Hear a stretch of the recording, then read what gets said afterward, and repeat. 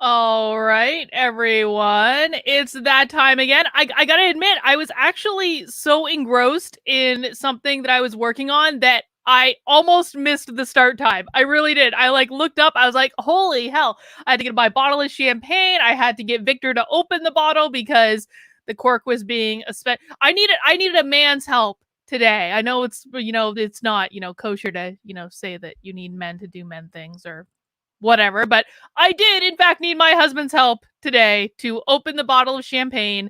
Men are, good to keep around for something. So happy Friday, everyone. Cheers to you. I hope you have your beverage of choice in hand.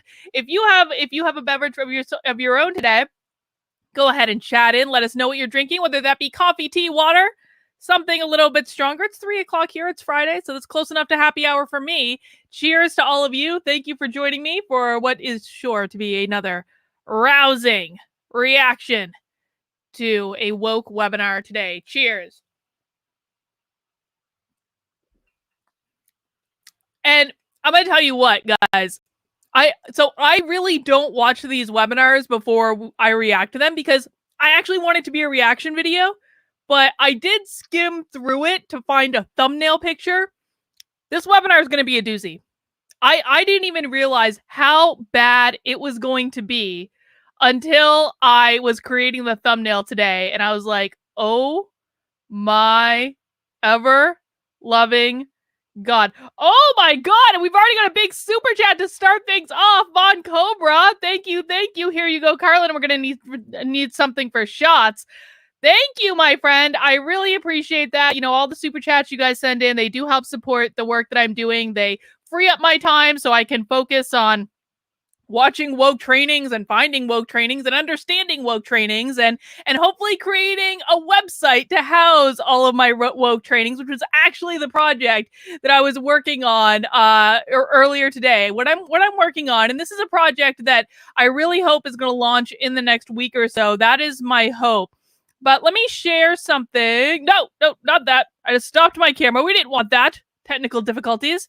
But guys, I am working on a project right now to basically house all these woke trainings and documentation and all of these things. Now, this project is very close to launching again. Like I said, I'm really hoping it's going to be up next week. It's also going to be a way for us to organize as unwoke activists, to be able to engage in a little tomfoolery and troublemaking, to throw sand in the gears of the woke and hopefully, have a little fun while we're doing it. If you want to be notified when my website launches, then you wanna make sure you're on my mailing list. How do you get on my mailing list? You go to drcarlin.com and you scroll down just a little bit, and then you have your box to get on my mailing list. Now, I've never even sent an email out to my mailing list, so don't worry about spam or it being sold or anything like that. This is purely just to keep in touch, to make sure we have a way to connect, and will be where I will be announcing when my new project is live. Gianna says, did someone say website? Yes, I did. Yes, because in my former years, I knew how to build websites, and so I'm putting that activity to good use. Now, another way that you can support my efforts is to make sure that you have joined my Locals community. Locals is awesome. Locals is basically, it's a nice little place on the internet that is not crazy and certainly not woke, and a place where we won't be banned or censored. It is free to join my Locals community. When you join, you get all of my videos completely ad-free, so you don't have to worry about sitting through an ad however many minutes, apart YouTube wants to place them on my videos. So definitely join for free. Now, if you want to support my work there, you can also become a supporter on the site. That was not what I wanted to show you. Support. You can also become a supporter on the site, either through a monthly gift of $5 that will unlock all of the premium perks in Locals, or if you want to make a one-time donation, you can do that too. That's kb.locals.com. All the information is in the description below. Oh no, we have news, updated news. Biden just signed executive order to start commission to study expanding the Supreme Court. Biden can study. I don't care if Biden studies it. As long as Biden is not allowed to enact crazy shit, then they can have however many commissions they want. No, Kekistani, we do not screw Locals. We love Locals. Yes, Von Cobra says, get on Locals, you plebes. That is exactly the correct answer. Locals rocks. Locals is awesome, guys, and it's getting better every day. And I cannot wait till they have live streaming on Locals so that I can do this stuff on there exclusively for my Locals friends. But folks, we have important business to tend to. We do. Are you guys ready for it? Are you ready for our webinar of the day that we are going to watch and react to together? Okay, I have to make sure I have this set up right. Share audio. All right. This is our webinar for today. Now, if you'll notice, this is on a YouTube channel called Actively Unwoke, which is going to be another channel that I'm going to be starting to basically be kind of like a place to host these webinars, just in case they get deleted by their original hosts, as a place that I know that they're always going to be. I'm also backing it up too. I don't want to hear anything, Curly, you're going to get off YouTube. Dude, I'm on like 5 other platforms. It's going to be backed up too, but this is going to be the main thing, at least for right now. If you want to go ahead and subscribe to this channel, there's not a whole lot there yet, but there will be in the future. And the link for this is in the description below. Now, the webinar that we are going to watch today is called Niceness is Not Anti-Racism, How White Women Can and Must Step Up Their Game. And from the little bit of reconnaissance that I did on this webinar earlier in order to create the thumbnail, I suspect that this webinar is going to tell me what is wrong with me as a white woman and tell me how to fix myself as a white woman. So we're all looking forward to that. Who is ready to get started with our webinar? If you're ready to get started, do a cheers in the chat. We will get through all this together. It's important that we watch these trainings because we have to know what our enemy is doing. We cannot effectively fight the enemy if we don't know what they're saying and we don't know what they're doing. All right? Cheers, guys. Let's do this. It's a nice warm day in New Hampshire, so that's tasting especially nice at the moment. All right, let me just get it all set up here. All right, let me know if you guys can hear the sound. Just confirm in the chat that you can hear the sound that I've done. Actually, let me do this too. Let me do this. Whoop. Oh, there we go. That's even bigger. Make it as big as possible. Nope, too big. There we go. All right, we're getting started. Let me know if you can hear the sound. It looks like we're at time and ready to start. Hi, folks. My name is Jessie Corcoran. I'm the Resource and Narrative Development Coordinator at the UW Population. Her title is the Resource and Narrative Development. What is it with these woke college like departments that are hiring directors of the narrative? Like, this is the second one I've heard of, like the Resource and Narrative Director. Why do you need a director of the narrative? Dude, we don't know how much canoe there's going to be yet, Quantum Football. Settle down. Okay, there might be a canoe. We don't know yet. All right. And this is Niceness is Not Anti-Racism, How White Women Can and Must Step Up Their Game. And I'll turn it over to Nestic to introduce herself as well. Good afternoon, everybody. My name is Nestic Morris, and I'm the Outreach Coordinator at the Wisconsin Coalition Against Sexual Assault. Yes, and Nestic and I used to work together at WCASA, and we still just can't keep away from each other, apparently, and we need to keep presenting together on these kinds of topics, and so we're lucky that we continue to be able to do that. So right before we get started too, making sure that you have some pen and paper nearby that'll be helpful for some of our activities.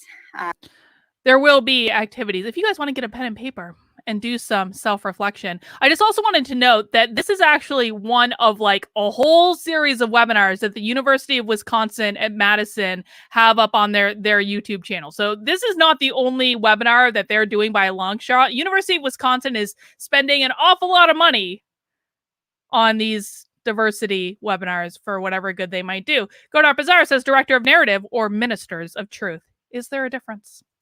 Is there a difference? No. As we go through the next hour and 15 minutes together. So anything else you want to add, Nestic? Nope. Awesome. So got to share our disclaimers.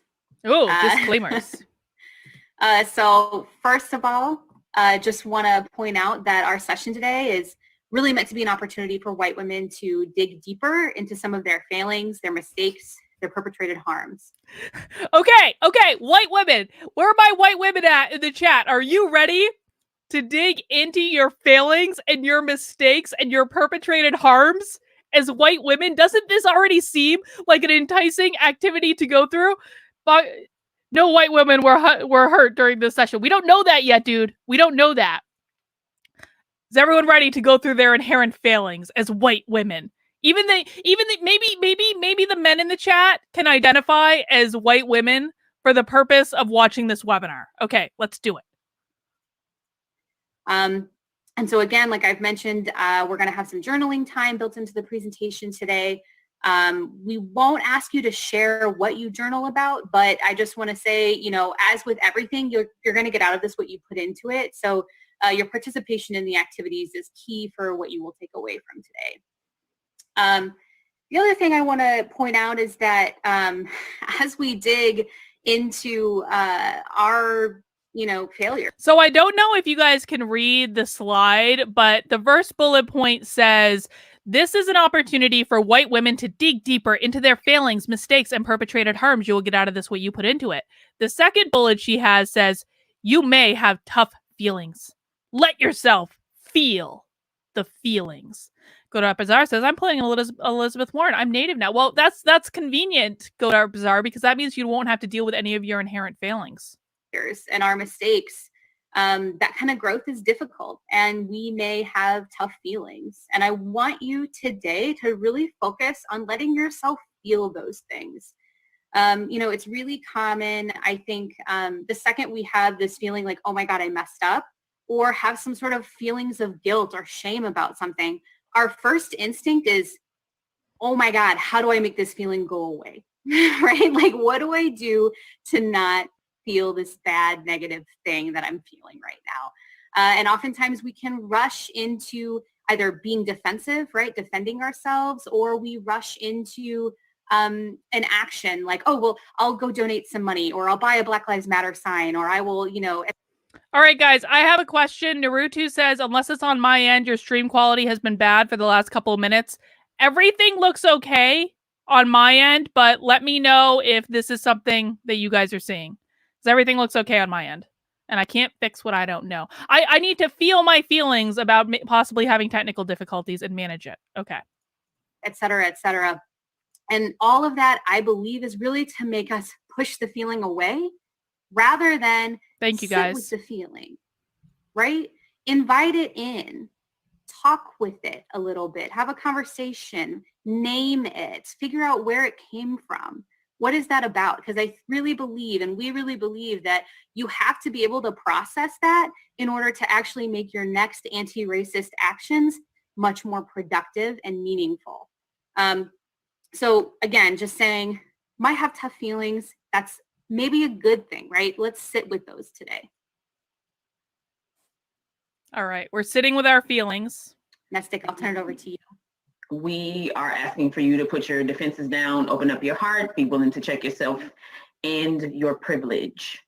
I just want to point out that both of these presenters look extremely miserable. Like, they don't, like, they're like, we need you to let your defenses down and check your privilege. And it's like, you're not engaging the audience in any way, shape, or form. If you want people to let their defenses down, you have to present that you are like a nice, welcoming, inviting person. I'm not getting nice or welcoming or inviting from either of these two. And this is also a dirty trick. Anytime, and listen, I will be the first to admit that I use this trick in corporate trainings all the time, because I tell people when I'm doing corporate trainings, like, you need to push outside your comfort zone. That's inherently going to feel uncomfortable.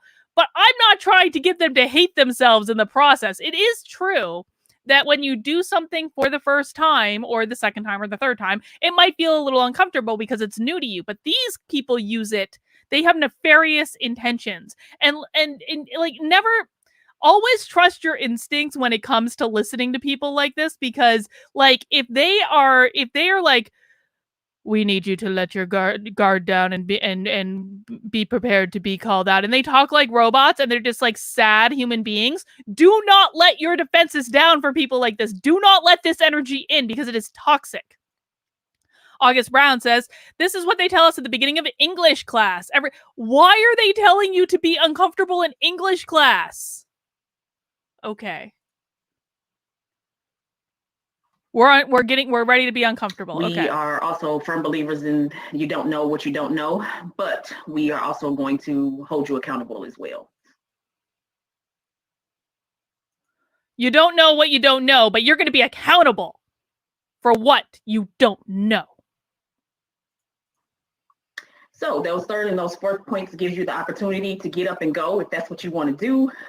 We are about to take a ride on the accountability train.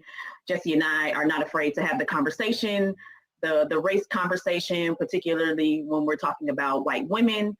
If these people were smart, they would be happy, they would be chipper, they would be inviting. They wouldn't be like, if you are prepared to be held accountable and called out for your inherent racisms and your failings as white women, then get the fuck out of our webinar. Like, if these people were smart about how they were like bringing people into this ideology, they would present something welcoming and inviting, not like, get the fuck out if you don't agree with us. And let's just keep in mind, like, this is being funded by state money in Wisconsin. State money is public school. Are very intentional about the topics, the terms, and all the things that are discussed. What we hold to be true for the last 40 years is that accountability, co-conspiracy, and allyship, all of those go together. Co-conspiracy. Guys, does anyone remember? I should have written this down and I didn't. We came up with a name for my followers last week, and I want to say it was like conspirators or like co-conspirators or something like that. Does anyone? Adrian is in the chat. Adrian, I know we'll have the answer. What was the name that we came up with for my followers? I promised to write it down this time. And what we also know to be true is that most people aren't ready to have this conversation.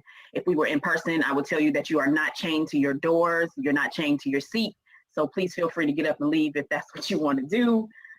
Like I said, we've been doing this for 4 years. We effectively call this the Nestic and Jesse Show. And so please be ready. We're going to be talking about some things that make people uncomfortable, and you are not obligated to stay here if that's what you want to do. We'll be talking about Black people. This will be Black-centered. Unwoken. It might have been unwoken. Blackness makes you uncomfortable. Please feel free to get up and go. Please go to a different session. There are some amazing sessions going on, and we don't want you to stay here. We don't want you to miss out. We cannot walk you through your fragility, at least not for free. But if you would like to... Wait. We can't walk you through your fragility unless you want to pay us? Is that what you just said? We can't walk you through your white women's tears, white fragility, unless you pay us. Aren't you getting paid to do this webinar in the first place? Who is paying for this webinar if, like, you're asking additional money? Oh, thank God, Christian's here. Thank God. Contract us in. Please feel free, and we'll walk you through all the fragility that you have. To the folks of color. Okay, so I've got a couple pro tips for anyone who seeks to do like corporate training in the future. One, don't start out your training telling people to get the hell out of your training. Unwoken Army, that's what it is. Thank you, Adrian. Don't start your trainings telling people to get out of your training. Two, don't start your trainings by saying, well, we're not going to teach you the thing that we're actually being paid to train you about unless you pay us additional money on top of what we're already being paid to do this stupid webinar. In the space, I stand here in complete solidarity with you. My liberation, my people's liberation is tied into your people's liberation. So if you are in the grassroots fighting for systemic change, please understand that my people's liberation is tied in your people's liberation. Society has done a great job of letting us think that we are not fighting the exact same fight, which is, in the words of Randy Grayson, white supremacy, white invasion, patriarchy, and capitalism. So I bring you the blackest, warmest, unapologetic love that I can. Go ahead. Why does she have a slide that says nice, nasty? Does anyone have an explanation for what she means by nice, nasty? Because I don't understand based on what she just said. Thanks, Nestic. And I also want to point out, it's really difficult with the platform we're using for the kind of interaction and in-person accountability to take place. But even if in the chat, if there's some accountability offered to you on something you share or talk about, again, I just invite folks to thank that person, sit with that, think on what that means for you. and not rush again to defensiveness, but just to continue to sit with what we learned today. So in other words, what she just said is, don't question anything that we tell you today, or we are going to hold you accountable for questioning what we tell you. Any trainer that cannot be questioned is not a trainer worth listening to. It's okay to disagree with people. So I got to show this video that Nestic likes to show, and I'll let you speak on it, Nestic, when it finishes. Well, okay, so this is actually a good question, Godar Bazaar. How can someone listen to this and not feel bad? Make the choice not to feel bad. Your feelings, your emotions are not dependent on what anyone else says, what anyone else does, what any stupid training you have to sit through at work. You have to make the choice that no matter what is happening in front of me, if you have to run into this stuff in your organization or your kid's school or what have you, you have to make the choice to say, I am not going to allow any of what these people say or do to impact my mood. I'm going to feel good about myself. I am not going to, I don't believe that I'm racist. I'm a good person. And nothing these people say or do is going to convince me otherwise.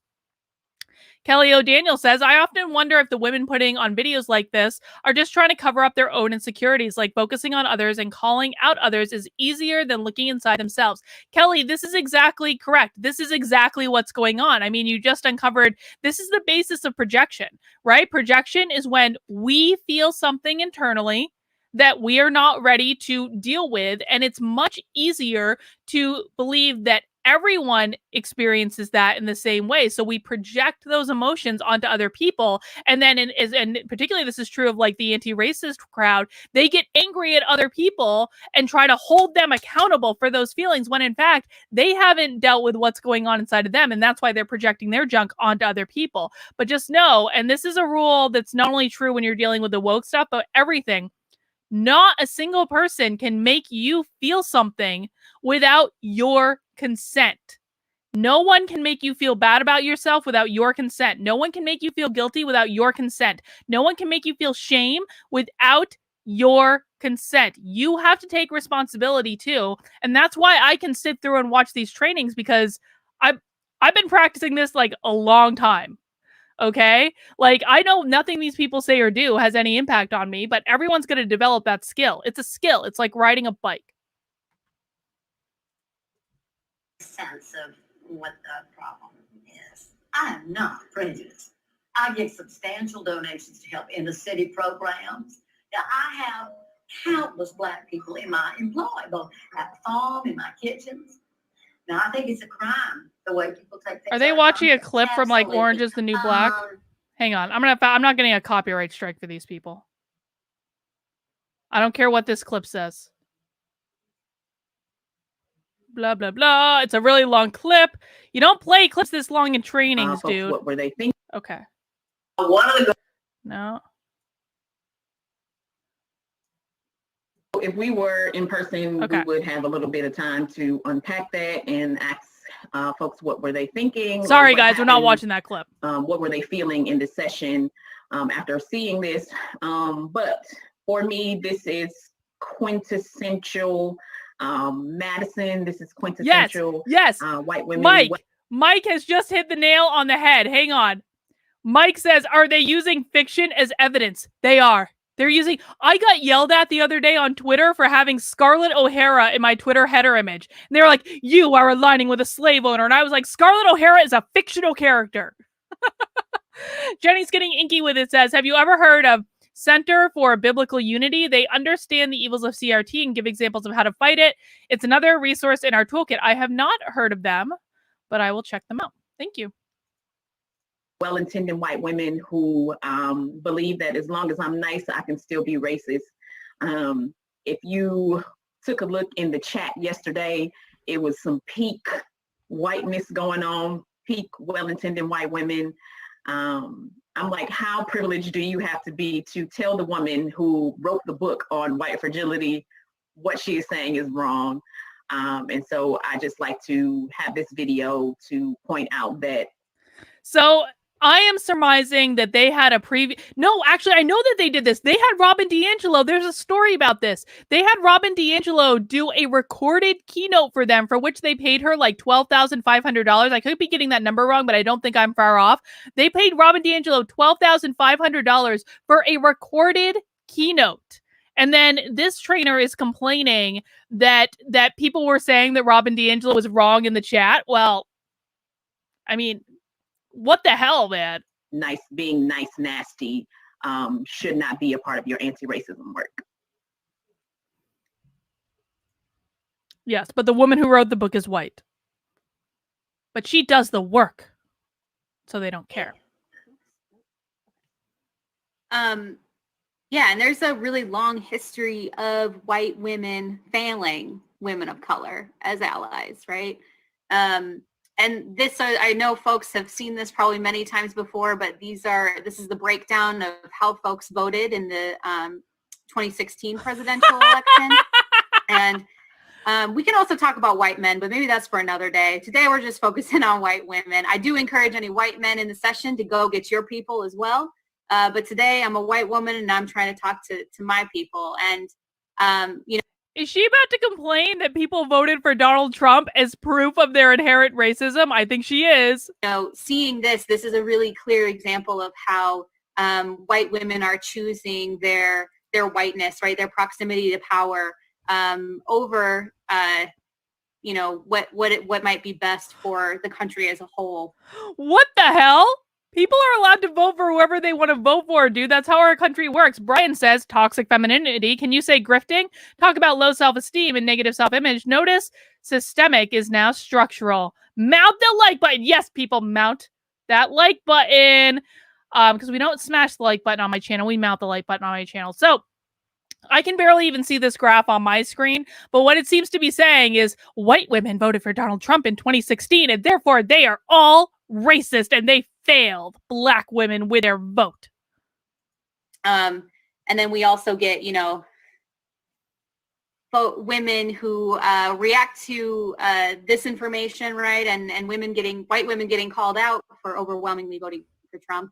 And then there's an entire product line to make sure that you can tell folks, hey, but not this white woman, right? There's this rush to disavow ourselves of what that means. And wait. So now she's saying that white women who didn't vote for Donald Trump are responsible for the white women who did vote for Donald Trump. And so it's kind of like, it's like a damned if you do, damned if you don't situation. If you did vote for Donald Trump, then you failed all women everywhere. But if you didn't vote for Donald Trump and you have merchandise, you have a t-shirt that says, you know, I'm not this white woman, which is dumb, but whatever. Like if you have a t-shirt, you're still guilty. You're guilty by proximity because you're a white woman.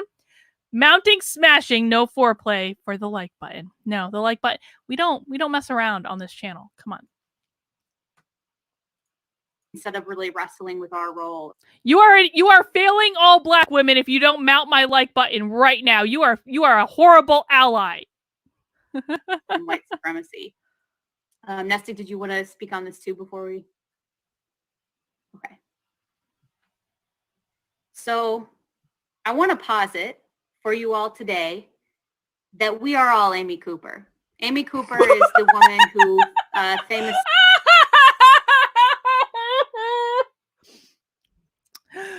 We are all a woman walking a dog in a park, wrongly calling the police on a black man. This is all white women. We're all Amy Cooper. Or infamously called the cops on a black man by the name of Christian Cooper while they were walking in the same park. And because he was, I believe, asking her to keep her dog on a leash, which is the rules of the park, she called the cops and was trying to tell them that a black man was threatening her life. So I'm here to say, instead of pushing away Amy Cooper and disavowing ourselves of her, we need to take a moment and look at how we are also Amy Cooper. We all need to take responsibility for that one white lady in Central Park who messed up and then had to go to re-education gulag for her mistake. And I'm going to back up for a second and come full circle on this. But so I want to jump to just talking about Dr. Joy DeGruy, who has been for a long time now researching and writing about and talking about something called post-traumatic slave syndrome. It's this idea that... And by the way, I think what Amy Cooper did was ridiculous and stupid, but like to say that all white women need to take responsibility because she did something ridiculous and stupid, come on, man. It's not our fault that she was ridiculous and stupid. She was probably ridiculous and stupid because of people like you. That slavery has coded the DNA and has strongly influenced survival behaviors of Black Americans. And I know that's... Slavery has coded the DNA of Black Americans. Okay. I would be interested in the perspective of some of the Americans of color in the chat right now if they feel that slavery has coded their DNA. An oversimplification. I really encourage folks to look it up and learn more about it. But just to give you that background, right? And now some emerging research and theory is coming out, I think mostly led by a woman named Heather Hackman, exploring post-traumatic master syndrome, right? This idea that the very same legacy of slavery has also left lingering impacts on white people, including post-traumatic master syndrome. You hear that, guys? All you white women, you have post-traumatic master syndrome.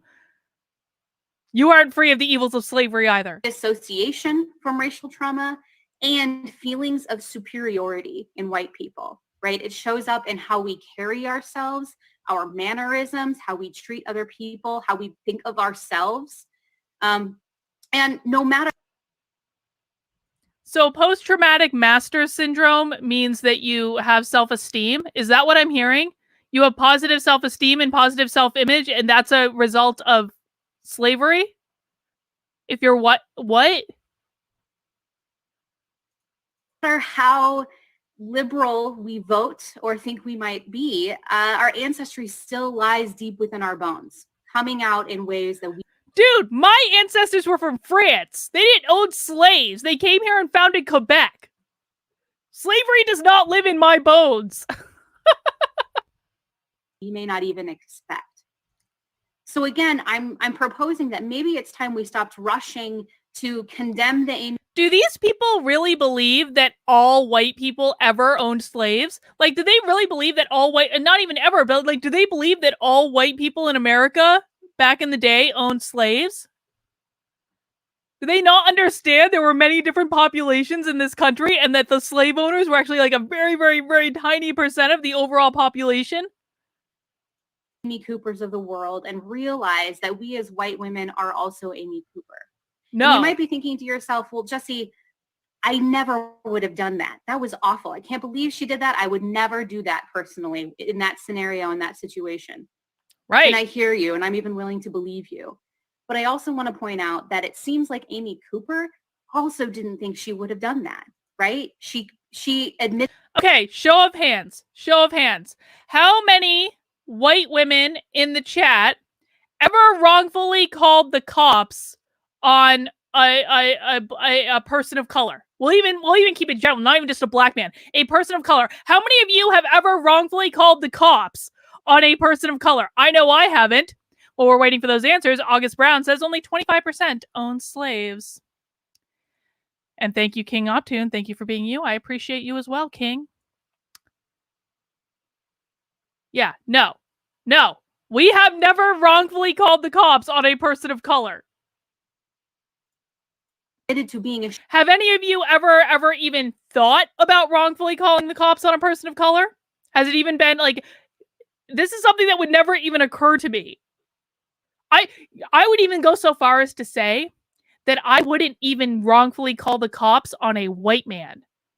I mean, I feel like that's, I'm not sure. Maybe I would wrongfully call the cops on a white man. Sometimes white men are a little too squirrely, but I'm pretty sure I wouldn't even wrongfully call the cops on a white man.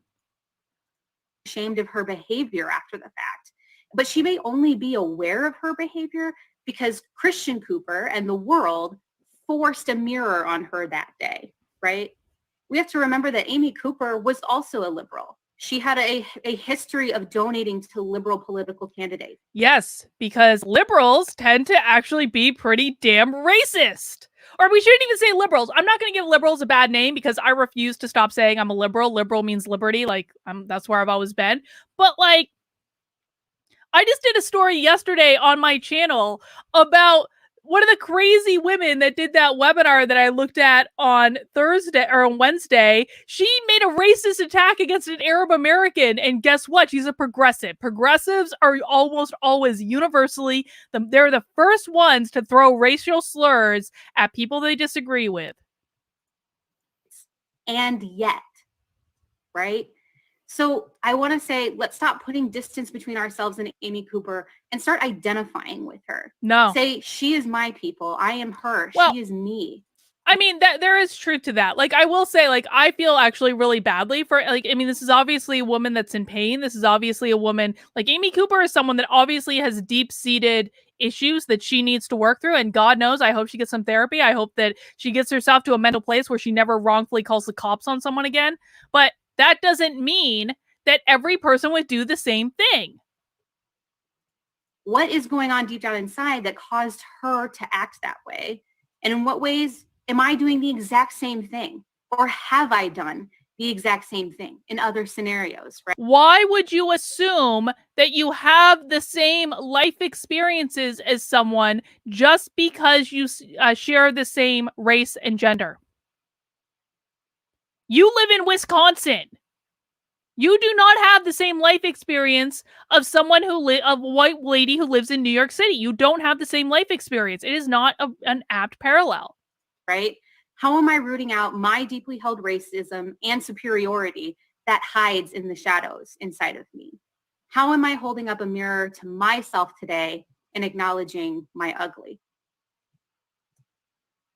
I can make so many comments just This is a tweet that really sums up a little bit. I think right after the vice presidential debate, there's a lot of women who... Okay, so this tweet says, if you guys can't see it, it says, a lot of white women this morning think they're Senator Harris in the situation we saw last night, when actually we're Susan Page, failing to hold white men accountable for their actions and failing to use what little institutional power and privilege we have to level the playing field. Okay. Who were identifying with Kamala Harris's experience and some of her reactions to being talked over, for example. And this tweet. This entire industry is just a reaction to the fact that these people could not get a grip on the fact that Donald Trump got elected president. That's it. That is where all of this comes from. I mean, that's not to say this nonsense wasn't around before Trump, because it was, but it was like so small and off in the corner. This entire webinar so far, we're 15 minutes into this webinar. This entire webinar has been like, white women voted for Trump, and let's talk about the vice presidential debate. And it's like all like pop culture. It's like, that's their only frame of reference. Von Cobra says, take liberal back. Right now, the Republicans are the only liberals. The Democrats are the socialists. Classic political definitions support this too. I agree. This is why I became a Republican. I think that my values right now are aligned with where the Republican Party is, even though I will absolutely still call myself a liberal. And people just have to deal with that. I can be a liberal Republican. Fine. And if the Republicans kick me out, I'll just go to the Libertarians. Just kind of called white women out and said, hey, you know, you think you're Senator Harris in this scenario, but you're actually the debate moderator. You're Susan Page, right? And you're doing kind of a crap job of actually using the power and privilege that you have to support this woman of color.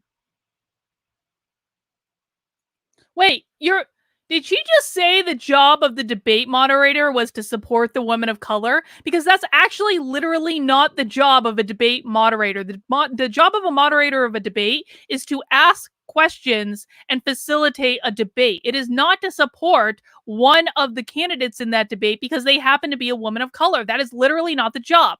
Godard Bazaar says they don't sound like winners. They sound scared. This is a really good point. They never, like, these people have such horrible, horrible, horrible self-esteem. You can tell they don't like themselves. You can tell they don't think very much of themselves. And guys, by the way, like, I think that everyone should love themselves.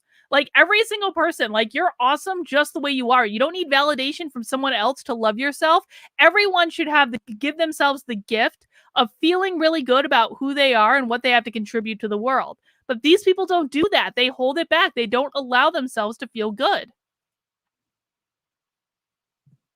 So, today we're going to talk on two different subjects, white supremacy and patriarchy, and anti-blackness. For both of these, we're going to provide just a little bit of content, a little bit of lecture, so to speak, and then we want to ask you to use some journaling prompts to, again, dig into what our failures have been in some of these areas. We are not going to ask you to share what you journal about. We just don't have the platform right now to build the kind of trust to have those conversations, I don't think. But in the chat, we'll have some different prompts for the chat directly after that as well, to think about how we're going to address these failures. And I just want to give a quick shout out to Me and White Supremacy, a guided journal from Layla F. Saad. Her work not only helped me to dig a lot deeper and start becoming a better aspiring ally, but also is a little bit. Did we talk about calling my followers allies last week as an ironic joke? Unwoke allies. The inspiration for the activities that we have today. And one of the questions is very similar to one from her book as well. And I just want to give a shout out to her and her amazing. Also, the allies, I like allies too, because it's like a nice reference to World War II. Like, we're on the side of good and we're fighting the side of evil. That might be the name for my followers, the Unwoke Allies. Because it's ironic and it's funny and it puts us on the side of good. Janice says, the only thing I'm journaling about is Spyro. Carlin gets more. I always do. I love your drawings, my friend. You do a good job. Work. So, anything else, Nestic, before we go on? So, white supremacy and patriarchy. We know that these issues are connected. We know this. This is just a handful of different headlines I've found over the last few years of just making this connection, right? We know that.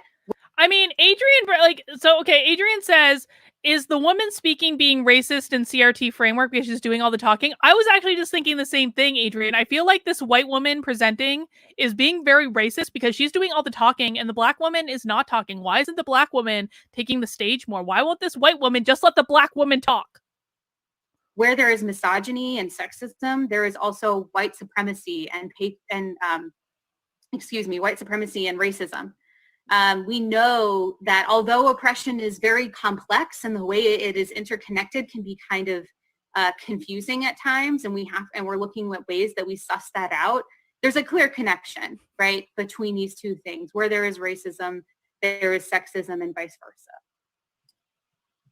And yet, a lot of us white women showed up for the Women's March, but haven't been to a Black Lives Matter march or a protest for the family separation at the border or these other racial and ethnic. You can't just go to one march, you can't just go to a march and wear a pussy hat. That's not good enough. You have to go to every march and every protest. Otherwise, you are just basking in your privilege. Justice issues.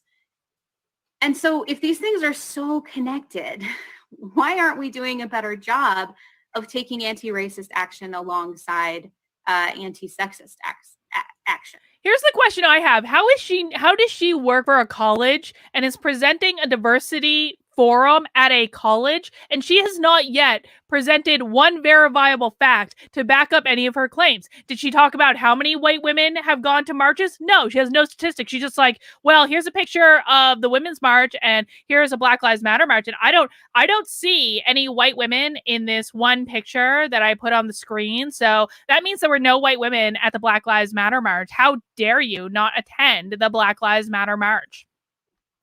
Robert says, I don't care what you look like, only how you act. Have a blessed day in life, doing what you love, and thanks for all you do for us, Dr. Carlin. Thank you, Robert, for the support. I greatly appreciate it.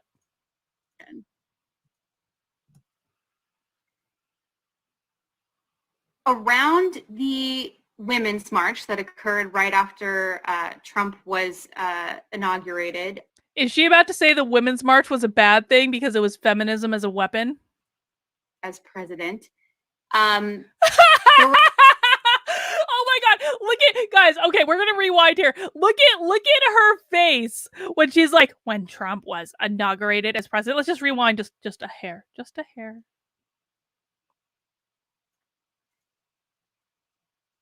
Around the women's march that occurred right after Trump was inaugurated as president. She could barely even say that sentence. She is so traumatized by this whole thing. She could barely even say, when Trump was inaugurated as president. Like, it barely even came out of her mouth. Look at this. And the other woman is just like looking down. And like, that's like, if you like, here's what people who don't have self-esteem look like. That's what they look like. That's what they look like. There were a lot of women of color who decided to not partake in that march, right? Because apparently the Women's March was racist. We'll find out more about that in a sec. Godar Bazaar says, all the white BLM supporters were too busy burning Portland and Seattle down to march. Tell me if I'm wrong here. I think they probably could have made it. But let's hear about how the Women's March was actually racist and not safe for Black women. The agenda did not reflect them. It did not involve them. It did not integrate them, and that there was a long history of feminism being very white and not actually speaking to the full breadth of experience of women, right? And so a lot of women responded, white women responded to women of color choosing not to participate in the Women's March with sentences like this. We should be at the Women's March. Show your solidarity with all women. I can't believe you're sitting this one out. This is about sisterhood. Don't be so divisive. We should be coming together to fight a common enemy. Why isn't she showing us where these quotes came from? Does anyone want to guess why she's not showing us where these quotes came from? She just has like anonymous quotes. Does it take a guess in the chat why she's not showing us where these quotes came from? And in the meantime, we'll read the super chat from Alexandra. Wow, I can't believe how close I came to be consumed by this BS. Thanks again, Carlin, for being so diligent and outspoken. Have you mounted that like button yet? Mount that like button, guys. All right, why do we think that these quotes, we don't know where they came from? Adrian says either she does not have authority to have those quotes or they are not legit. She made them up, didn't she? Because she's making them up. Yeah, she's making them up. She's making up these quotes to suit her purposes. Yeah, that's it. That's it. Yes, we have one person at least who's mounted the like button. Come on, guys, mount that like button. Let YouTube know this is fun. This isn't about white women or Black women. It's just about women. So when we say these things, we're asking women of color to choose between their gender and their race, right? We are demonstrating that we're not actually willing to take race into account when we set our white feminist agenda. Why do you expect white women to go to Black Lives Matter marches if Black women don't want to go to the Women's March? Why is one racist and not the other? And despite knowing, again, that these issues are so connected, we like to separate it out. Like race is just this completely different issue that will be discussed at a different time and place. Sometimes race is actually not the topic up for discussion. Kelly O'Daniel says, hot take, Black people don't want privileged white women at their march. They don't show up for the cause. They want to hide their guilt. Selfish. Yeah, well, that might be true. But to be clear, a different time and place that we will not be joining, right? Which is really just sort of all lives mattering the issue. And I refer to this as using feminism as a weapon, right? Trying to use sisterhood, quote unquote, sisterhood against women of color. And there's nothing new about this, and Nestic's going to speak some more on that. So I refer to this as marching from the back. White women love Susan B. Anthony and the work that she did during the women's suffrage movement. However, I want everybody to be clear that Susan B. Anthony was a racist. She was quite the racist, and she made it very clear that she would rather have her arm cut off than to be fighting for Black women or Black people to be able to vote. And people are, white women particularly, are mad. I find it very racist that the Black woman in the presentation is only allowed to speak when she's talking about how white women are racist. Like, she's called in as, she's basically being tokenized. She's being called in as the token Black person to talk about why all white women are racist, while the white woman really just dominates the entire conversation. I find this entire dynamic to be very racist. At Bill Blur for what he talked about in his stand-up session. And white women have been hijacking movements since the beginning of time, and particularly during the women's suffrage movement. The women of Delta Sigma Theta sorority were already doing the work that Susan B. Anthony and her homegirls were already doing. They were doing it in their respective communities, in their respective churches. And okay, so spoiler alert, when you have a movement, more than one group can contribute to that movement. In fact, it is really goddamn stupid to say that only this group of people should be fighting for women to vote. There were many, many, many, many, many groups that were fighting for women to have the right to vote. And frankly, they all should have done a better job of working together. I'll offer that. But to say that, you know, this group over here was already doing it, so I don't know what Susan B. Anthony was doing. She was only fighting for white women. Like, this takes multiple different hands. That's how it works. Red Mage says, what is the term for when people, in an attempt to absolve themselves of something they feel guilty of, do so by virtue signaling or doing good things as a form of atonement? Feel this is their mentality, part of projection. What is the term when people try to absolve themselves? I mean, yeah, no, it's definitely part of the projection. And they don't, the thing of it is they don't ever actually absolve themselves. They just make themselves feel more guilty in the long run. But like, going back to this point of, you know, you want multiple groups fighting back. This is the same. This is true now of like the woke stuff. This is why I really resent the anti-woke intellectuals that are always going after people like James Lindsay for fighting back in his way. They don't approve of his tactics. Well, you know what? Who cares? James Lindsay is doing his thing. He doesn't impact your ability to do your thing. And people need multiple voices. Like, not everyone is going to listen to what I have to say. Let's just be really blunt. Not everyone is going to like me, and that's totally fine. Some people might listen to me. Some people might listen to James Lindsay. Some people might read Quillette. Some people might listen to Helen Pluckrose. Some people might watch Dave Rubin. Some people might watch Tim Pool. Like, all that's fine, but like, everyone is contributing in their own separate ways to fighting back against this nonsense, and it's not good or bad. People need to hear from different voices. And their universities, and they decided that they needed to be a part of the women's suffrage march. And Susan B. and her homegirls were like, we don't really need you, but we need you to make it look like this march is bigger than it is. So if you're going to march, you're going to have to march from the back. And the legacy of that still lingers to this day in all movements that pertain to women of color. So instead of being grateful that you were included in the march, you're going to bitch about where you were included in the march. Dude, like, if you have an opportunity to fight for a cause you believe in, be grateful for that opportunity, because not everyone has that. Particularly Black women. And so this is why you will not see me at a women's suffrage anything that has to do with white women taking over. Well, I would hope you wouldn't be at a women's suffrage anything, because women have had the right to vote for 100 years. So yes, I would really strongly hope that we wouldn't see you at any women's suffrage events. Hijacking, things of that nature. Bill did exactly what he was supposed to do. He used his platform and his voice, and what Black women call. By the way, there is a great movie about that whole thing. It's called Iron Jawed Angels. I love that movie. I've watched that movie so many times. It's got a great soundtrack too. Iron Jawed Angels. If you've never seen it, it's very, very good. And it actually does talk about this, by the way. It talks about how Black women weren't necessarily included as they should have been in the women's suffrage movement. So it does actually share these stories. Called gathered his white counterparts, brought them to the carpet. Yeah, exactly. Hillary Swank's in it. Supposed to do. Black women are still fighting the fight from the back. I do the exact same work that my white counterparts do, on top of trying to navigate through a system that thinks that because I'm not smiling today, or I'm not using the correct tone and things of that nature.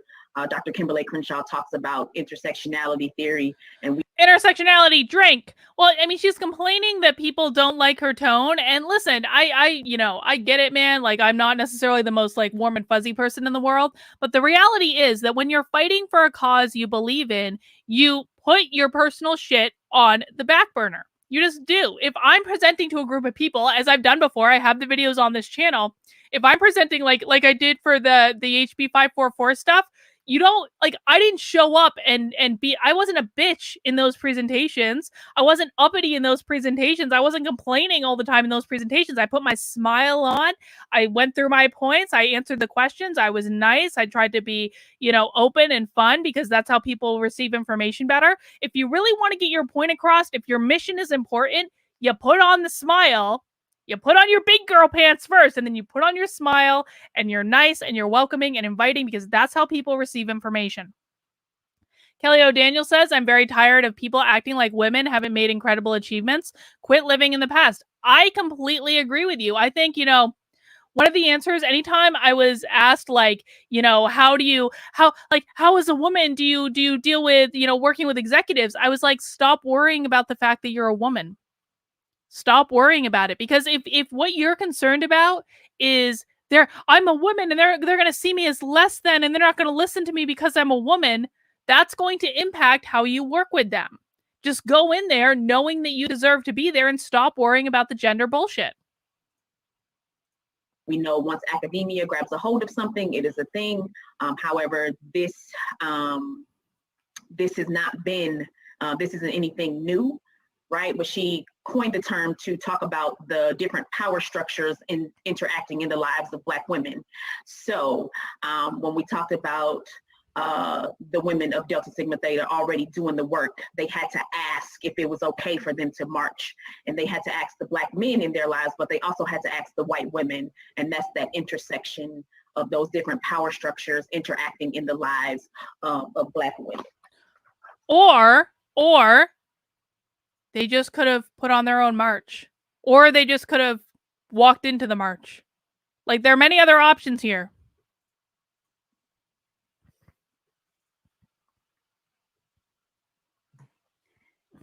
Another example I want to use of this intersection between white supremacy and patriarchy is through this piece that I found called "White Women Doing White Supremacy in Nonprofit Culture."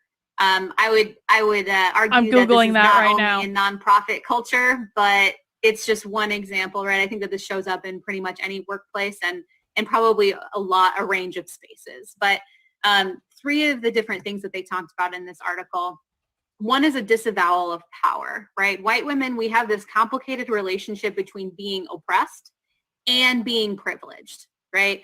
And it leads us to regularly denying or downplaying just how much power we actually hold, and sort of clinging to this identity of, but we are also oppressed, and I am at a disadvantage. And it's not that, Do you guys notice that they're trying to, they're doing more, they're integrating more hierarchy into their like little lists of oppression. So what they've been doing lately is they've been trying to convince white women that they're not really oppressed. They've also been trying to convince gay men that they're not really oppressed. Like typically, like people who would show up in their little oppression hierarchy, they're now saying, oh, you're not oppressed anymore. It's white women and gay men right now for some reason. That's what I've noticed anyway. I'd be interested in hearing your thoughts in the chat. Lady Stagehand says, Carlin, no matter where I hear you, you always sound very good because you're an intelligent, grounded woman. Thank you, Lady Stagehand. I appreciate that. Robert says, my sister-in-law or nieces are Hispanic, not POC or Latinx. They can't stand those terms other than what they are is American Hispanics. Be blessed. Thank you, Robert. But no, seriously, like, have you guys noticed that they're starting to try to convince white women and gay men that they're not? I don't understand the gay men, because I saw a chart the other day that was basically like, it was showing like the people in power and the people who are like kind of oppressed, but not really, and then the people who are the most oppressed for each of these different oppression groups. And so for the LGBT group, they had that if you're heterosexual, you're in power, you have no oppression at all. If you are in the LGBT group and you're a lesbian, you're pansexual, you're asexual, those are the most marginalized of the group. And then gay men were like in the middle. And I was like, why are gay men in the middle? And you can't say it's because they're a man, because men can also be pansexual or bisexual. Like, you can't say it's because they're a man. Why are gay men in the middle, but like pansexual or bisexual or asexual are super oppressed? Yeah, the wheel. Jesse knows what I'm talking about, that wheel. Yeah. I don't understand that. One or the other, right? I'm not trying to tell people that they're not oppressed as women. Yeah, I think that was it. However, right, there's this disavowal of the power that we also hold, and it's important that we hold both of those at the same time. But we as white women don't do a terribly good job of that. There's also this role of performative anti-racism, right? And I will 100% admit that I still struggle with this, right? We get sucked into playing the liberal Olympics. Really? And no kidding, white lady that's talking the entire webinar. You struggle with performative anti-racism? I had no idea. No, this is what I'm talking about. Like, bisexuals are not in the middle. Bisexuals are the most oppressed. They're more, asexuals are oppressed. Exactly. So Nebendog says gay men have money. Well, that's true. That's true. But I just don't understand. Like men can be bisexuals, they can be asexuals, they can be pansexuals. Like, why are those groups all oppressed? And lesbians, like, the lesbian thing is confusing too, because they're like trying to erase. I don't know. I know this is not on the topic of this webinar, but whatever. I can say, as a person who works for UW-Madison and who lives in Madison, that you get sucked into this trying to out-woke each other kind of performative thing. And again, where does that? Oh, really? She just admitted that she gets in virtue signaling contests as someone who works at University of Wisconsin-Madison. Matthew says, gay men dislike women, duh. But I've never seen a culture that banned the lesbians but not the gays, though I have seen the inverse. Yeah, I mean, I don't think that's it, because again, like, I don't know. I don't know what it is. I'm sure it will reveal itself in due course. Come from? It comes from this desire to distance ourselves from white supremacy rather than actually wrestle with what our role in it is and see what we can do differently and what we can change and what we need to, take a hard, long look at ourselves about. Hang on. Sorry. Brian says, because gay men tend to discriminate against individuals that are bisexual or pansexual, period, only wanting to date men that are attracted to other men. So what? Don't lesbians do the same thing? I mean, for the most part.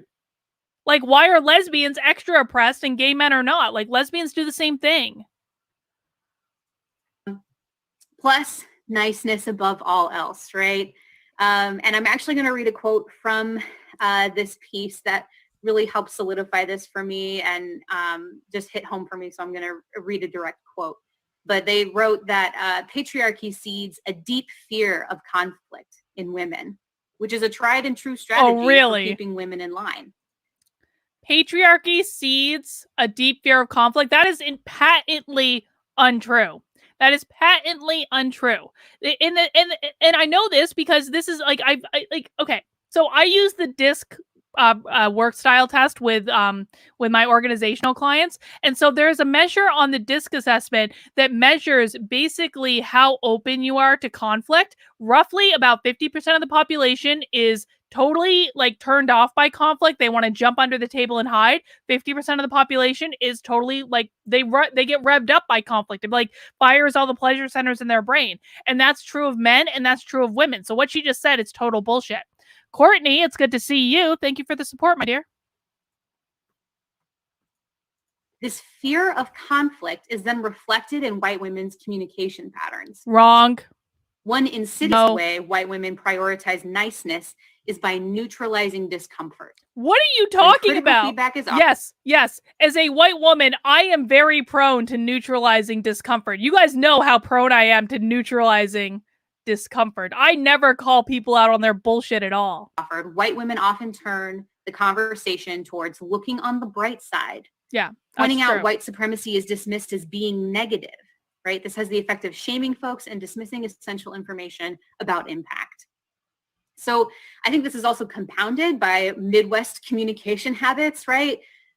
There's this desire for an absence of conflict rather than a presence of justice, right? Which requires us to... She's literally making all of this up. And why is she talking? Well, I guess this is University of Wisconsin-Madison, so that makes sense why they're talking about Midwest communication. But why are you assuming that everyone who lives in the Midwest communicates in the same way? That is provably false. Provably false. To build these muscles for working through conflict and coming to solutions that actually, again, bring a presence of justice rather than trying to push conflict out of the room. So now we've arrived at our first journaling opportunity. Ooh, we're going to do journaling. I want you to have a pen and paper. I really do recommend pen and paper. There is actually some research to suggest that you get more out of writing exercises when you physically do it. But if you're more into writing on a word processing program on a computer, that's also fine. But we have two different potential journal prompts for you. The first one, I would ask you to just choose one. But the first one is, how have you participated in white supremacy? Again, maybe through those three items that I just mentioned: disavowal of power, performative anti-racism, and niceness above all else. Maybe you choose one of those to discuss. We're going to do an activity in the chat, guys. Don't worry. You participated in those things.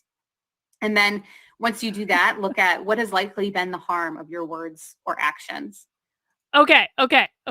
So for this activity, you get to pick from one of two things. I'll read what the slide says. You get to pick one of two. Is everyone ready to journal? We're going to do some journaling. Type your thoughts into the chat. You can either pick from the prompt, how have you participated in white supremacy, including disavowal of power, performative anti-racism, niceness above all else? What has likely been the harm of your words and actions? Or you can talk about, how have you used feminism as a weapon against people of or against women of color?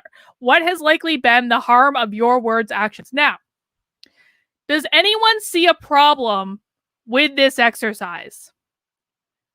Does anyone see the problem with this exercise? I want to test the chat. What is the problem with this specific exercise? Go ahead, type your answers into the chat. Alexander DeJohn says, Carlin, I have a PDF I want to send you. Where can I email this to you? I don't see an option to attach a file. You can email it to me at, I'll type it in the chat. And this email is on my YouTube page too, guys. That's where you can email it. And thank you, Alexander. Or you could shoot me a note through drcarlin.com and I can reply to it. Either is fine. All right. So what is the assumptions? Yes. False choice? Yes. Yes. So the problem with this exercise is that it forces you to assume either that you have participated in white supremacy or that you have used feminism as a weapon. Now, show of hands, or, however we do this in the chat, how many of you have participated in white supremacy? Type in Y if you've participated in white supremacy. Type in N if you have not participated in white supremacy.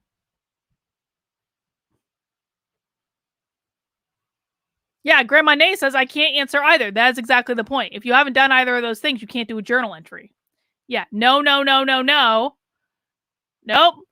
Sorry, out of luck. Oh, Locus Mortis has some journaling to do. You've got some journaling to do about your involvement in inherent white supremacy. Nope, that's a lot of no's. Sorry, we can't do this exercise. And this is what they try to do, guys. This is another thing that they do in their training all the time, is they try to get you to admit implicitly that you are a white supremacist. There's no way to say in this exercise, I haven't done either of those things, so I'm not going to write a journal entry.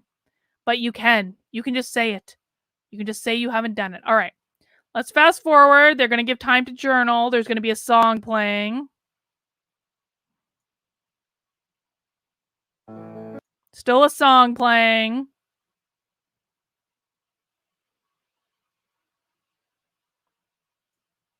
All right, hang on. I just saw a super chat.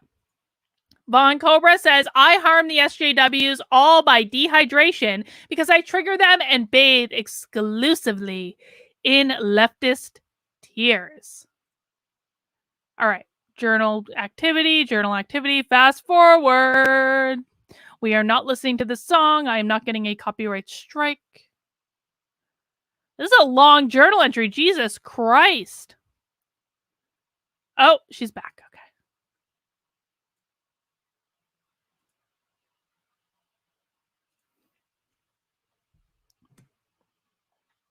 All right, we are at 1:10 p.m., so I'm going to bring us back.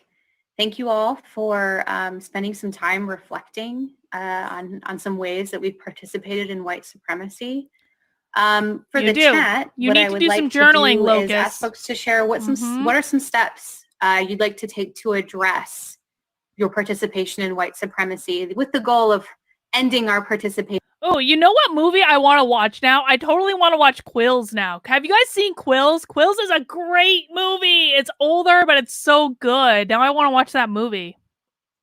In white supremacy, recognizing that this is really a lifelong journey and that you're probably never going to completely finish, right? Separating yourself from white supremacy, but right, that's the goal, is to. So they're being asked to chat in, what steps will you take to address and end your participation in white supremacy? You know what I would chat in? I would chat in none, because I don't participate in white supremacy. To push to not be participating in this system and to actively be anti-racist. I'm not sure if some of our tech help and moderators would be able to let us know some things that are being said in the chat. Ways to end your address and end your participation in white supremacy. Yes, the one about the Marquis de Sade. That's a good movie. I just hope one day I can be so virtuous. Me too, Jeff. Me too, man. Me too. Hashtag me too.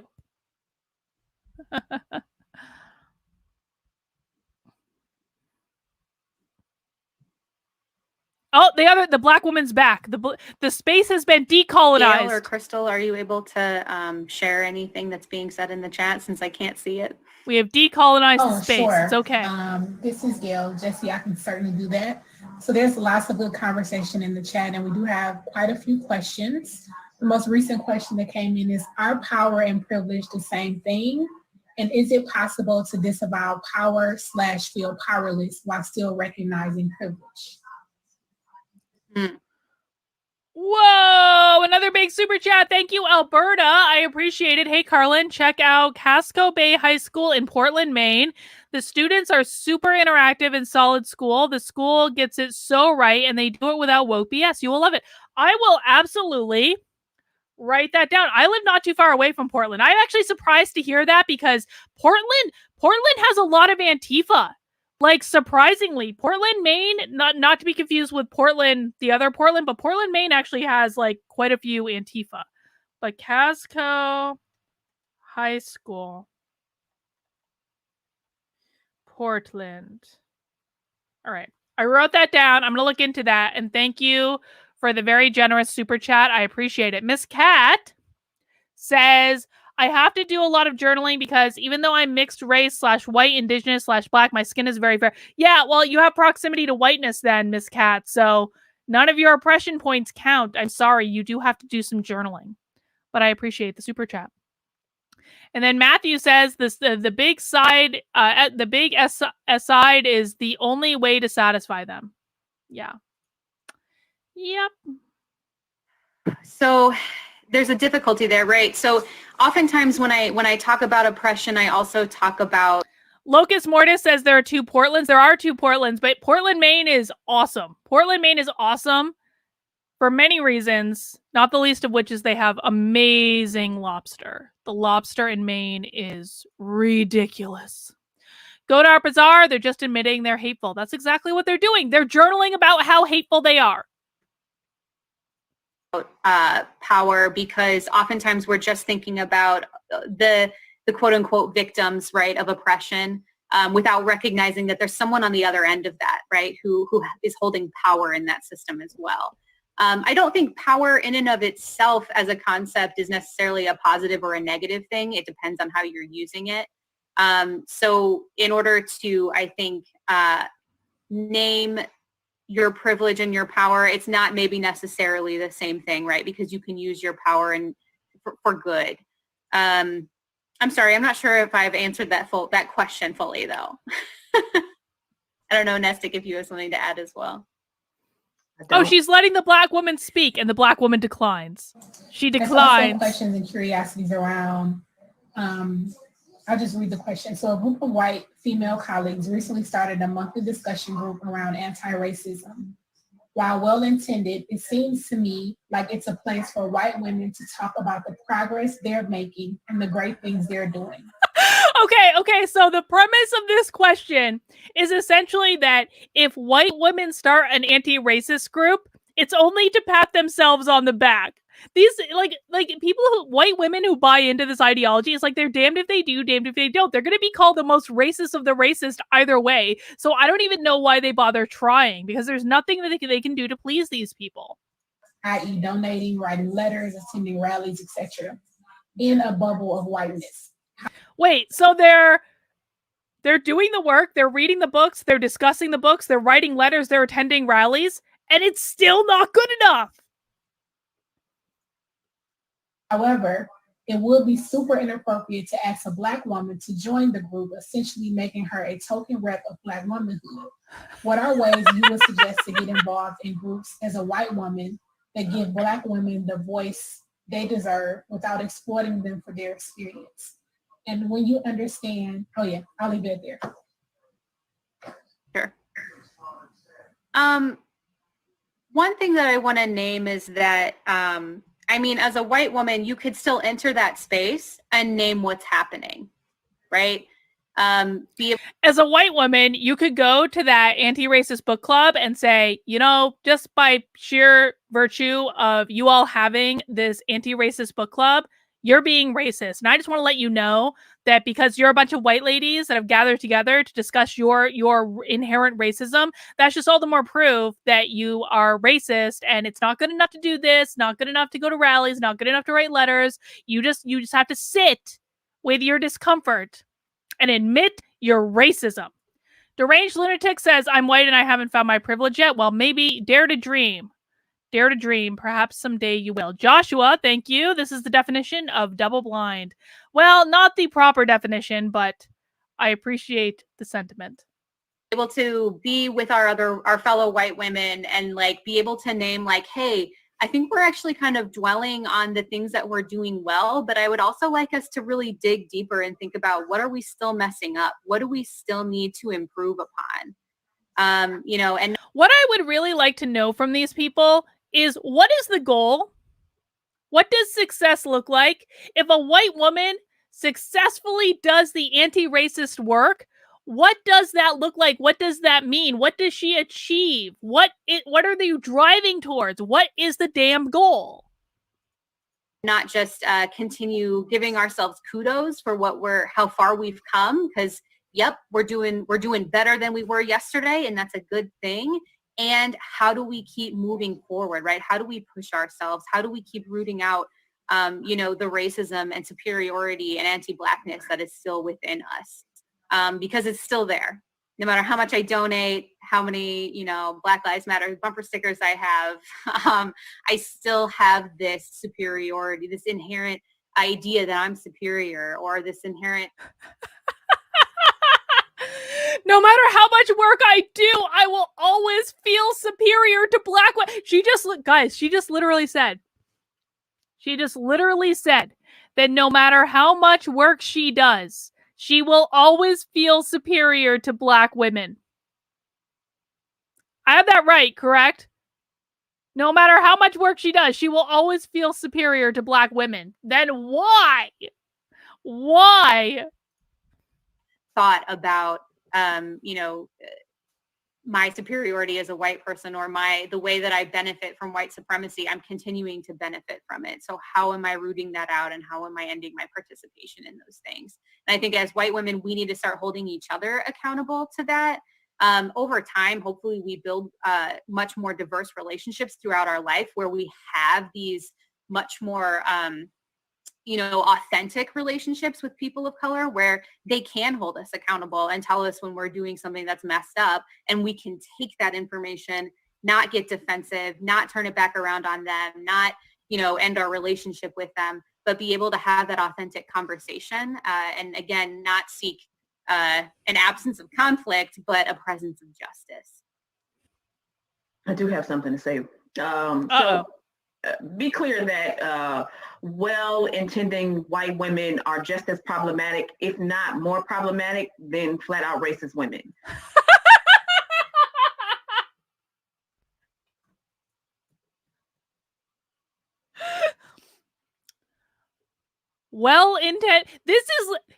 She literally just described Robin DiAngelo's next book. This is what Robin DiAngelo's next book is about. She just said that well-intending white women are more problematic than racist white women who are not doing the work. So I guess I am actually less problematic. Guys, this is actually great news. Everyone here is less problematic than progressive white women who are doing anti-racist work. We're already ahead. We are winning. We are winning this battle as emphasized by a Black woman. So that means that we are on the side of justice. Particularly, so I tell people all the time, and Jesse has been in the car with me for 1 million hours over the last 3 years, but I like my racism hard. I like my racism hard. What? What? Hang on. We need to rewind that. Particularly, so I tell people all the time, and Jesse has been in the car with me for 1 million hours over the last 3 years, but I like my racism hard. I like my racism.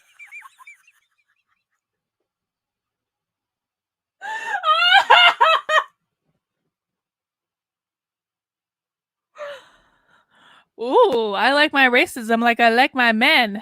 Racism hard so that I know what I'm dealing with versus the well-intended white women who is just, like I said, causing more problems. So to recognize that this group probably, like you said, is well-intending. Yes. Steven says she likes her racism mounted. And while we're talking about mounting, guys, please mount that like button. There is a surprising discrepancy in the number of people watching and the number of people who have mounted that like button. If you have not yet mounted my like button, now is your time. Now's your time. And thank you, Catherine, for becoming a member on my channel. Being a member supports my work, and I greatly appreciate it. However, there's that aspect of that white bubble. And if you don't have rapport, particularly with Black women, you should not be asking them to come in and be a part of your group. And I'll talk a little bit more about this later, because she's going to call you out on your stuff, right? She's going to call you out. She's going to say, nope, you shouldn't be doing this, and that. However, how are you going to take it? Ooh, Amy T says she liked this video hard.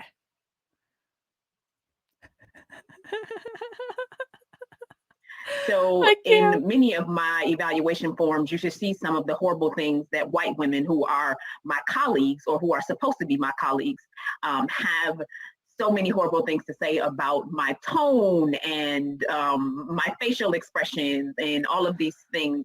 And so no matter if I can't imagine why. I cannot imagine why you might be getting feedback on your facial expressions when you've been looking down and sullen this entire webinar. Miss Cat also mounted that like button hard. Ooh, so dirty today. Oh my God. I have to admit, this is like an unexpected and surprisingly delightful turn in this webinar. Where is James Lindsay when I need him? Someone get James Lindsay in this chat right now. Or alternatively, Benjamin Boyce. I'm talking about dogs, rainbows, puppies and kids with glasses, I'm still going to be viewed as the angry Black woman. And there will be times where Jesse will be like, if I would have said that, that would have been unwoke perfectly allies fine, and like I would it have been a hard. leader. And I'm like, well, Jesse, there are things that as a Black woman that I have to maneuver, no matter what whatever the conversation is. So if the women in this group aren't able to aren't ready to have that conversation of a Black woman calling you out, calling you in, or whatever, that conversation needs to be had. And there are also things that I will not say, because no matter what I say, white women aren't going to hear it. Like I said, they're going to focus on my tone, they're going to focus on my delivery. And so there are things where I'll be like, Jesse, you got to go get your people. You got to get your girls, get your homegirls, bring them to the. Wait, did you just say I'm so distracted by all these innuendos that I'm not actually paying attention to what she's saying, and I feel like she just said some crazy stuff. So we're just gonna rewind a little bit. I apologize. I was too focused on the chat.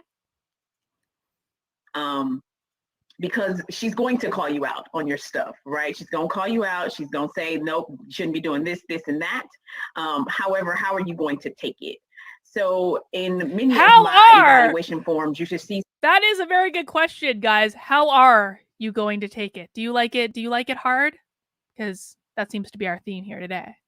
Some of the horrible things that white women who are my colleagues, or who are supposed to be my colleagues, have so many horrible things to say about my tone and my facial expressions and all of these things. And so no matter if I'm talking about dogs, rainbows, puppies, and kids with glasses, I'm still going to be viewed as the angry Black woman. And there will be. If you are talking about, I would be shocked if this woman has ever talked about dogs or puppies or rainbows in her life.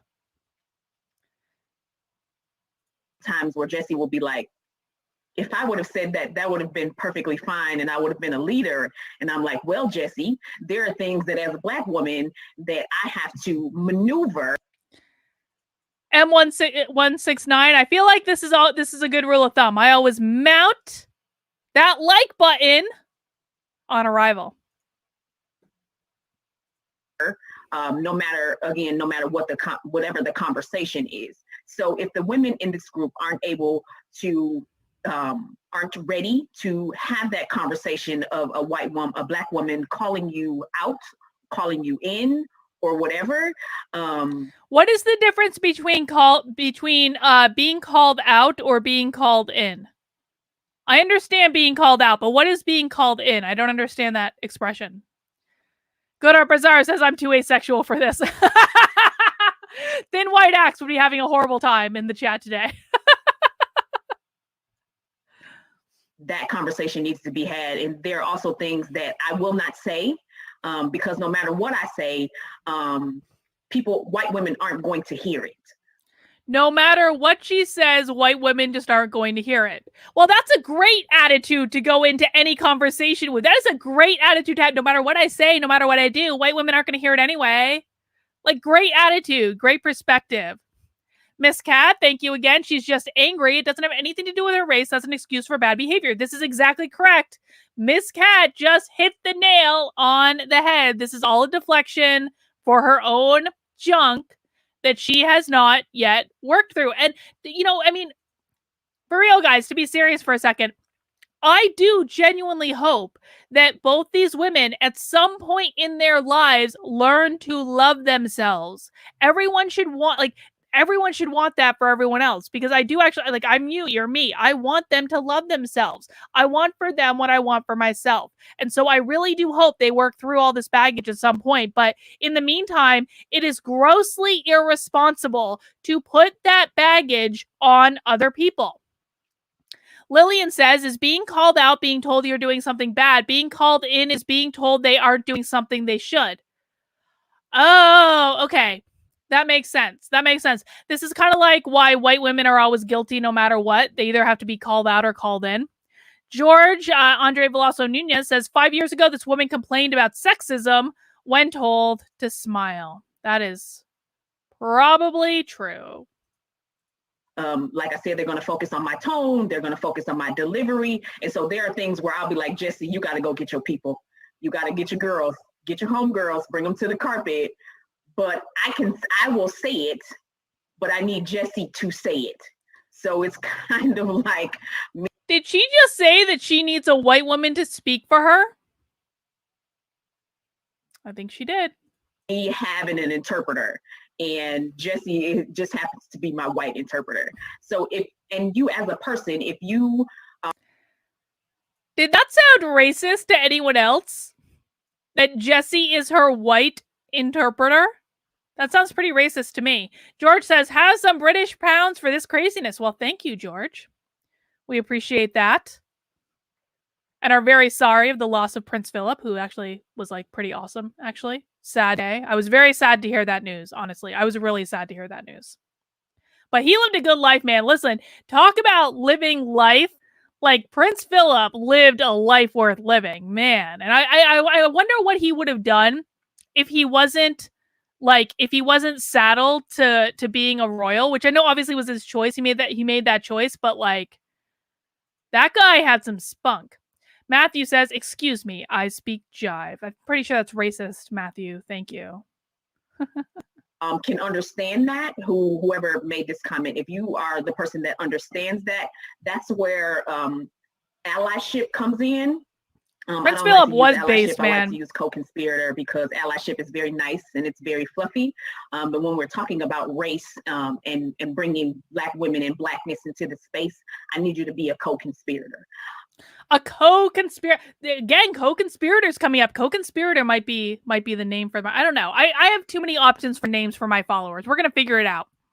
Charm3SS says, why should I allow anyone of any color to tell me my experience or who I am from their perspective? You shouldn't. Full stop.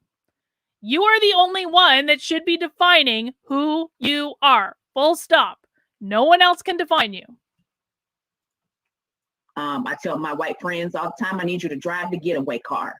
There have been times when Jesse had to literally has to drive the getaway car because we are going into small town Wisconsin. I don't drive around the state of Wisconsin by myself. What the hell are these women doing that they need a getaway car? Honestly, what exactly are they doing? George says, Philip was a mad lad. He had an amazing sense of humor that wasn't the most PC. I know, he was based, man. Godar Bazaar says, she called women's dogs, put them to the carpet. Yeah, well. Prince Philip would have been having none of this.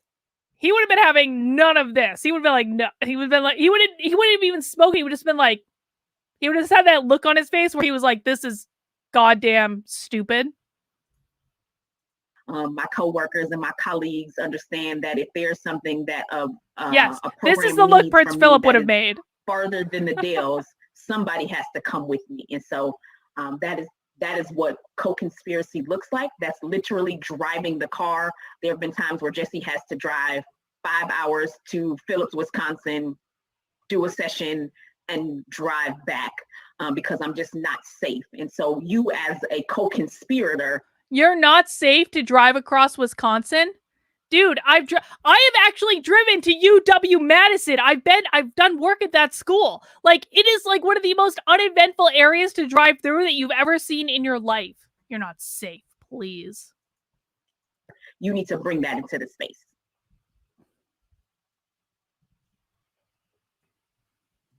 Thanks, Mystic.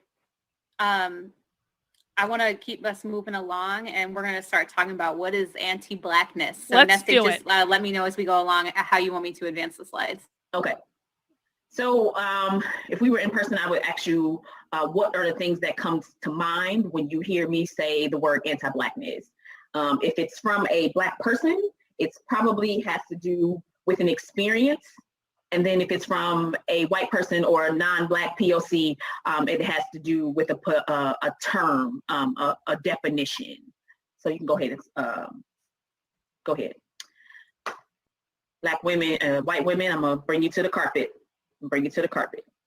You all are about to, I have Black friends, I have Black children, I have Black nieces and nephews, or I have a Black partner, us to death. Some of the things that white women in particular say to me. You're not allowed to say it if you're married to a Black person? Okay. The biggest oppressor of women is other women. 100% correct. Every time. Me to try and prove to me that they are not racist or they can't be. Just all of these things. Y'all about to kill us about your Black friends and your Black children and your Black partner. Wait, you can't say if you have Black kids? Saying you have Black kids is violence? Okay, that definitely makes sense. As a Black woman, I walk through the world as a Black woman, and I'm perfectly fine with walking through the world as a Black woman. Well, so apparently you're not fine walking through the world as a Black woman because you drag your white interpreter to drive you around and interpret for the white people everything you say. So apparently you are not fine walking through the world as a Black woman. Tell me that you don't see color. It's a part of who I am. It's not a term of endearment. You have dismissed a part of me before we've sat down and had a conversation. So I know. Dude, you're dismissing them before you've sat down and had a conversation. You're reading people the riot act right now that you have never even met or spoken to. Oh, that you can see that I'm a Black woman and Jessie is not. So it is a part of who I am. Just because you have Black friends, you have Black children or a Black partner does not stop the fact that you as a white person continue to benefit from white supremacy and white invasion. Just because you have Black children doesn't mean you don't benefit from white supremacy and what was it? Black invasion. I don't even know what the other thing was. Your Black friends aren't able to come to you and have a gut-wrenching conversation about the state of Black affairs where we are right now without you trying to justify it. I just want to say that I would welcome, and I have in fact welcomed, any person of color, I will use even their terminology, on my channel to have a conversation about how they see their current state of affairs. But that will include people from both sides of the aisle. Without you getting defensive, without you playing devil's advocate, please stop playing devil's advocate. It is super condescending for you to play devil's advocate with. So she just doesn't want anyone to challenge her ever. That's what this is. That's what this is. She wants to hold everyone accountable. She's bringing the accountability. But she doesn't want to be challenged ever. That's what this is. With people of color's real life experiences. So if you are not able to do Thank that, you, Deborah. You do not have Black friends, you just know a couple of Black people. I'm sorry, if you have Black children, then I'm going to suggest that it probably goes beyond you just knowing a couple of Black people and having casual relationships with them. I'm just saying. That's how, I mean, maybe we need to have a discussion about how children are produced, but if you have Black children, it's not just a casual relationship.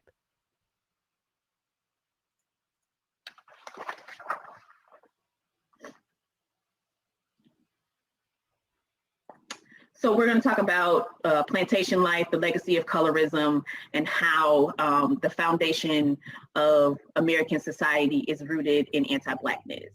Go ahead, Jesse. So by definition, anti-blackness is the resistance or antagonistic towards Black people, their values, and their objects.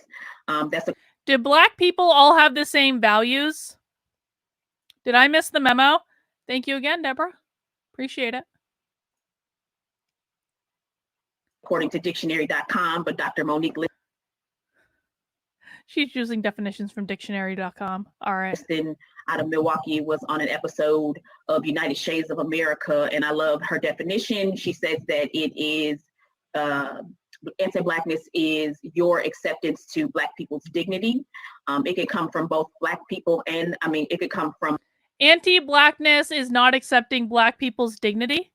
Why would anyone not accept Black people's dignity? Oh, God, these people. George says, we outright ban this nonsense in education in the UK. Check out Kemi, I don't know how to say that, that name in the House of Commons. You're not allowed to teach. Really? I did not know that. I will definitely write that down. I'm writing that down right now.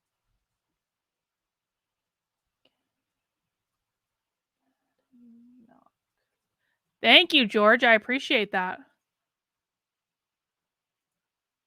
Both white people and non-Black POC.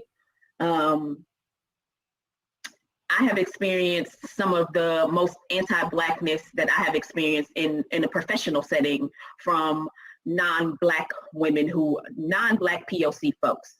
If I could tell you some of the stories, you would be, Black women would not be surprised, but you would be. So tell the stories. Tell the stories. Don't allude to the stories. If you're going to talk about the stories, tell the stories. Mortified at some of the things, some of the anti-Blackness I have experienced with.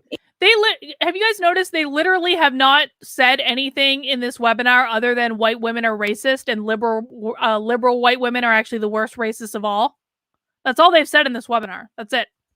In the BIPOC community. Yeah, you can go ahead and to the next slide. What the fuck? So historically, for Black people, colorism started on the plantation. There's the concept of the field nigger, house nigger concept. Yes, the Black lady. God damn it. I'm going to have to go and edit that out now. God damn it. Just said nigger in a presentation. But again, I am intentional. Goddamn demonetized. Fuck you very much. So you don't need to write that in the evaluation forums because yes, I said it. So the field nigger, house nigger concept is the concept that Black people were kept in the field. They did all of the picking the cotton, the grueling, intensive work. What is wrong with her? They were in the fields for 10, 12 hours with little to no breaks. And the lighter skinned Black people were kept in the house and they were called the house niggers. They did the cooking, the cleaning, Apparently, I'm just going to have to edit out this entire section with this slide. There will be no sound in this section at all. Children, things along those lines, because slave masters and their wives were more comfortable with lighter skinned Black people. And so this is a perfect example of the foundation. I did a little wordplay there. Maybe you got it, maybe you didn't. But this just talks about, this picture depicts how we are discussing colorism and that proximity to whiteness. So the great Brandy Grayson says to get as far away from Blackness as you can. So if we start up here in the corner and we talk about yeah, guys, I'm especially appreciative of all these super chats now because there's no way YouTube's going to monetize this thing. Thank you very much. No, I really do appreciate it, though. You guys are being very generous today. I really, really do appreciate it, actually. Artist says she gets to say it because she is oppressed. I guess. This is the problem with reacting to this stuff. I had no idea she was going to use those words. I apologize if anyone was offended. Miss Cat, okay, so I'm confused about this identity politics thing. Is it focused primarily around Black? Yeah, so, okay, yes. The answer is yes. Generally speaking, they focus it almost entirely on Blacks. However, sometimes the other races make an appearance. Like right now, Asians are having a moment. Asians usually at the very bottom of the oppression hierarchy. Asians are right up at the top of the oppression hierarchy right now. But Blacks are always at the very top. And then usually it's something like Native Americans, Latinos, Asians, Jews are way down at the bottom. And again, like Asians are having a moment right now, but usually they don't care about Asians at all. So yeah, it is almost always focused exclusively on Black and white. The cool, right? And that's white. And the further away you get from it is the darkness. So again, non-Black folks of color hold on to that proximity to whiteness. We talked about that in the model minority. And if you were in the chat yesterday, there was a whole lot of oppression Olympics playing. And so we talk about what's white is supposed to be right. And anything outside of that is wrong. America has this sick and twisted history of white women weaponizing their whiteness to dictate the actions of people around them. And so when we talked earlier about Amy Cooper, all she knew that all she had to do was mention a Black man, and that police departments or the folks around her would come to her rescue as far as being the white damsel in distress. And so that comes up in police departments as well. I also always get white women who are defending their husband who is a police officer, and it's like, hey, your police officer husband may be a good dude. However, he comes from a system of originally slave catchers. And so police are now slave catchers. Okay. Holy crap. Is she using a color palette? Yes, I believe she is. Yes, she is. Yes. With slave catchers, their job was to bring the Black body, police the Black body, and bring it back dead or alive. And we just have a new Black man who was killed by a police department. Right. And so again, your husband may be a good dude. However, there's the legacy of policing Black bodies and bringing them back dead or alive. And the legacy of that still lingers to this day.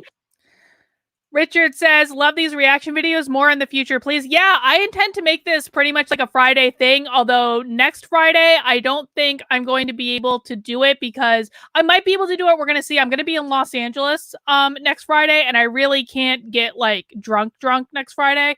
But we're going to have to see. I'm going to play it by ear. But usually I'm going to be doing these reaction videos on Fridays at 3 p.m. when I'm, home.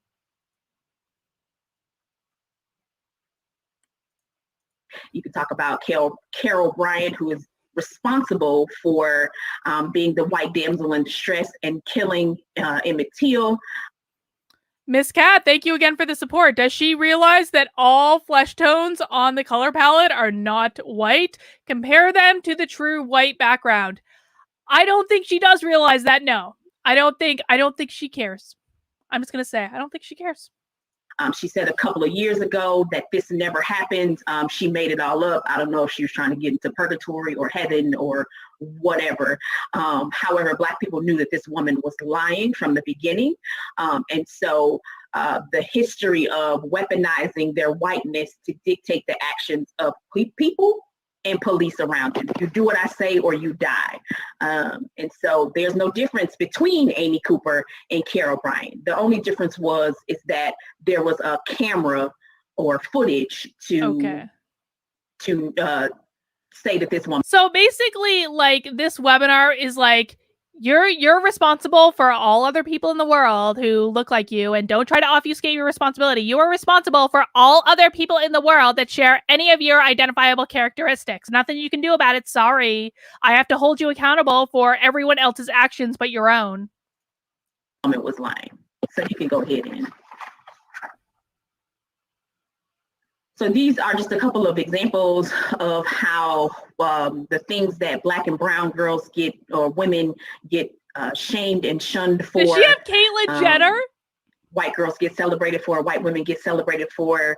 And I saw this is a perfect example of just a couple of the things that, whether it be in academia, whether it be in professional settings, the same thing. And another example of that would be 16 and Pregnant, or Teen Mom OG. There is not a network on TV that would have celebrated Black and brown girls getting pregnant at 16 and paying them $75,000 to $100,000 per episode. Hang on. Those kids are not getting paid $75,000 to $100,000 per episode. That is a ridiculous. That's just not true. Reality TV shows do not pay that much money. Deranged Lunatic, aka DL, says, "What a load of horse bleep." Yeah. This is like gone real off the rails now. Like, I'm actually getting pissed off now. This is ridiculous. This was sponsored by a public university. They work for a public university. Bristol Palin has 2 children, and she has 2 children out of wedlock. And apparently she's still the poster child for abstinence-only education. And she made it very clear that her children's father would... Wait, you can't send white women's tears fallacy as a super chat? Oh my God. George Andre Veloso Nunez says, all white tones and people look the same to her. I tried to put the color in plural and YouTube didn't let me. Well, why would they? Why would they really? Not be in their lives. And everybody was like, good for her. She's such a strong woman for wanting to raise those kids by herself. But if that was inner city, Milwaukee or Chicago with Black and brown girls, people would have wanted to know if this is where my tax dollars are going. And so Black women are always at the intersection of something. And they have to choose their womanness or their Blackness, and in a way that white women particularly don't have to do so. Why is Caitlyn Jenner in this chart? Hang on, I'm just going to make this really big so I can see maybe why Caitlyn Jenner is in the... Ooh, that's a much better point of view, actually. Why the... I can't even read what that says. But this is a much better view. I should have done this before. Jeez, this is much better. You can go to the next slide. So we talked a little bit about this earlier, but I saw this floating around, and it just talks about... Okay, so that tweet says, listen, the amount of mind Olympics Kamala has to do to not come across as angry, emotional, combative, but also be firm, warm, honest, direct. All the while, this mother effer is straight up lying and gaslighting her. Whoa, the strength and the talent of Black women. Yeah, okay. We all know how that debate went. Mike Pence was a champion in that debate. He was. I don't even like Mike Pence, but Mike Pence was a champion in that debate. And Kamala Harris was just like, I'm talking. It's my turn to talk. I'm talking. Oh my God, I'm talking. It's my time, Mike. The mind Olympics that Black women have to play when they are trying to be firm, trying to be warm, trying to be honest and direct. And the many different faces that was made, and how white women were like, yes, we adore her for doing all of these things. But these are the very same faces, the very same things that if you are the supervisor of a Black woman, you're going to HR for, to have them written up for being angry and for being combative, for not being... She's basically telling us right now that her supervisor has had her written up for being angry and combative. And I can't imagine why. I cannot imagine why your supervisor thinks you have a bad attitude. A team player. So we want to know, which one is it? Like, do you love it or don't you love it? You can go to the next slide, Jesse. Oh, another journal entry. Guys, are you ready to journal? All right. So we would like to ask you all again to participate in a journaling reflection exercise around our anti-blackness. So again, just choose one of these. I just sometimes provide more than one journal prompt because sometimes... Now, what was the rule with the last journal prompt? What was wrong with the last journal prompt? Everyone remember? What was wrong with the last one? Go ahead, chat and answer. We're doing a pop quiz. What is wrong with these journal prompts?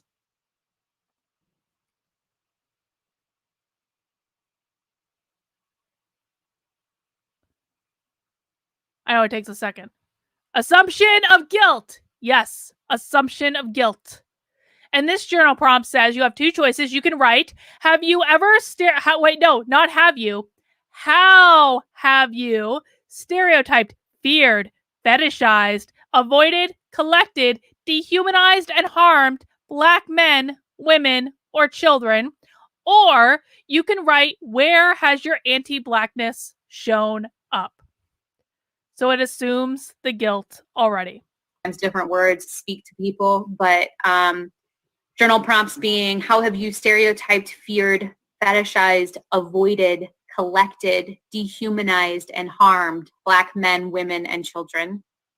or if you prefer something a little bit more general, just where. I would love to get one of these sessions on video where they actually read off the answers. I would be fascinated to see the answers that people write for these things. I really would. That would be amazing. And how has your anti-blackness shown up? So we're going to give about 9 minutes until 1:40 p.m. We'll return, and then we'll do another quick chat question and a little bit of wrap up. All right, we're fast forwarding because we are not getting a copyright violation, even though I've already been demonetized for her using the N-word in a work presentation. I was just not expecting, guys, I have to tell you, I was really not expecting the N-word to be used in a work presentation for a public university. That was unexpected. That was an unforeseen consequence. Locust Morgan says, I feel like we're delving into the realm of pure insanity. Oh, dude. We've been sitting in pure insanity for a while. But let's come back. Let's see what she has to say. In these activities, I want to go ahead and throw up the question that we want to, have you all also discuss in the chat about how you're going to root out your anti-blackness. Oh. How are people in the chat going to root out your anti-blackness? Chat in your answer. How will you all root out your anti-blackness after watching this webinar? I can't see their answers, but I can see yours. What will you do to do the work to root out your inherent anti-blackness? Jesse gives the right answer. I'm not anti-black. That is the correct answer, Jesse. What anti-blackness? Mike says he's going to drink. I think that is a good call. Word Shrugger says, I'm going to call everyone racist. Drinking. Yep. Watch The Fresh Prince. I love it. I love it. Okay, let's see. Thank you for that. And Miss Cat says, does having a black cat count? I mean, I have 2 black dogs, so I'm sure that I'm racist because I have 2 black dogs. As you're adding some things to the chat, we just want to address a couple of questions that have come up that have been shared with us. I know that we don't have time to answer all of the questions. Happy to try to follow up with some of you as we can later. But I know one of the questions was around, tools for white women to counteract this defensiveness when a Black, Indigenous, or person of color tries to point out some offensive behavior, call them. Dude, your defensiveness is coming because they're pointing out bullshit. That's why the defensiveness comes. You don't need tools to deal with your defensiveness. You need to lean into the defensiveness and say, why is every instinct in me believing that this is bullshit? That's what you need to do. That is the only tool you need. George Andre Veloso Nunez says, this sentence explains why they think you can't say you have white spouse or children. You see them as props to deny your racism and not as humans. Yes. Call them out, call them in, whatever kind of. Yes, exactly, Von Cobra. I am the master of 2 black dogs and an immigrant. I have residual, what was it called? Like post-traumatic master syndrome because I own 2 black dogs. Of language you want to use. And I do want to say that, the response there is really to just take a moment as the person who's being called out or called in and, listen. And try to exercise that muscle. Oh, Steven's getting saucy. Steven says, I will mount my anti-blackness as though it were your like button. Guys, if you have not yet mounted that like button, now is as good a time as any to mount that like button because we're coming to the end of our webinar. We only have 8 minutes left. Mount that like button, please, and thank you. Muscle of not jumping to that defensiveness, right? It has to be a personal choice to notice that that's happening within you and make a choice to stop it and try to be in the moment and pay attention. And so I do want to point out there is a graphic that I've seen that's just a nice way to lay out what you can do instead when you're being called out or called in. and it's called CLAIM, CLAIM. If you Google it, you'll probably be able to find it. But the C is center yourself, realize that you're not being... Wait, let me try to find this claim graphic.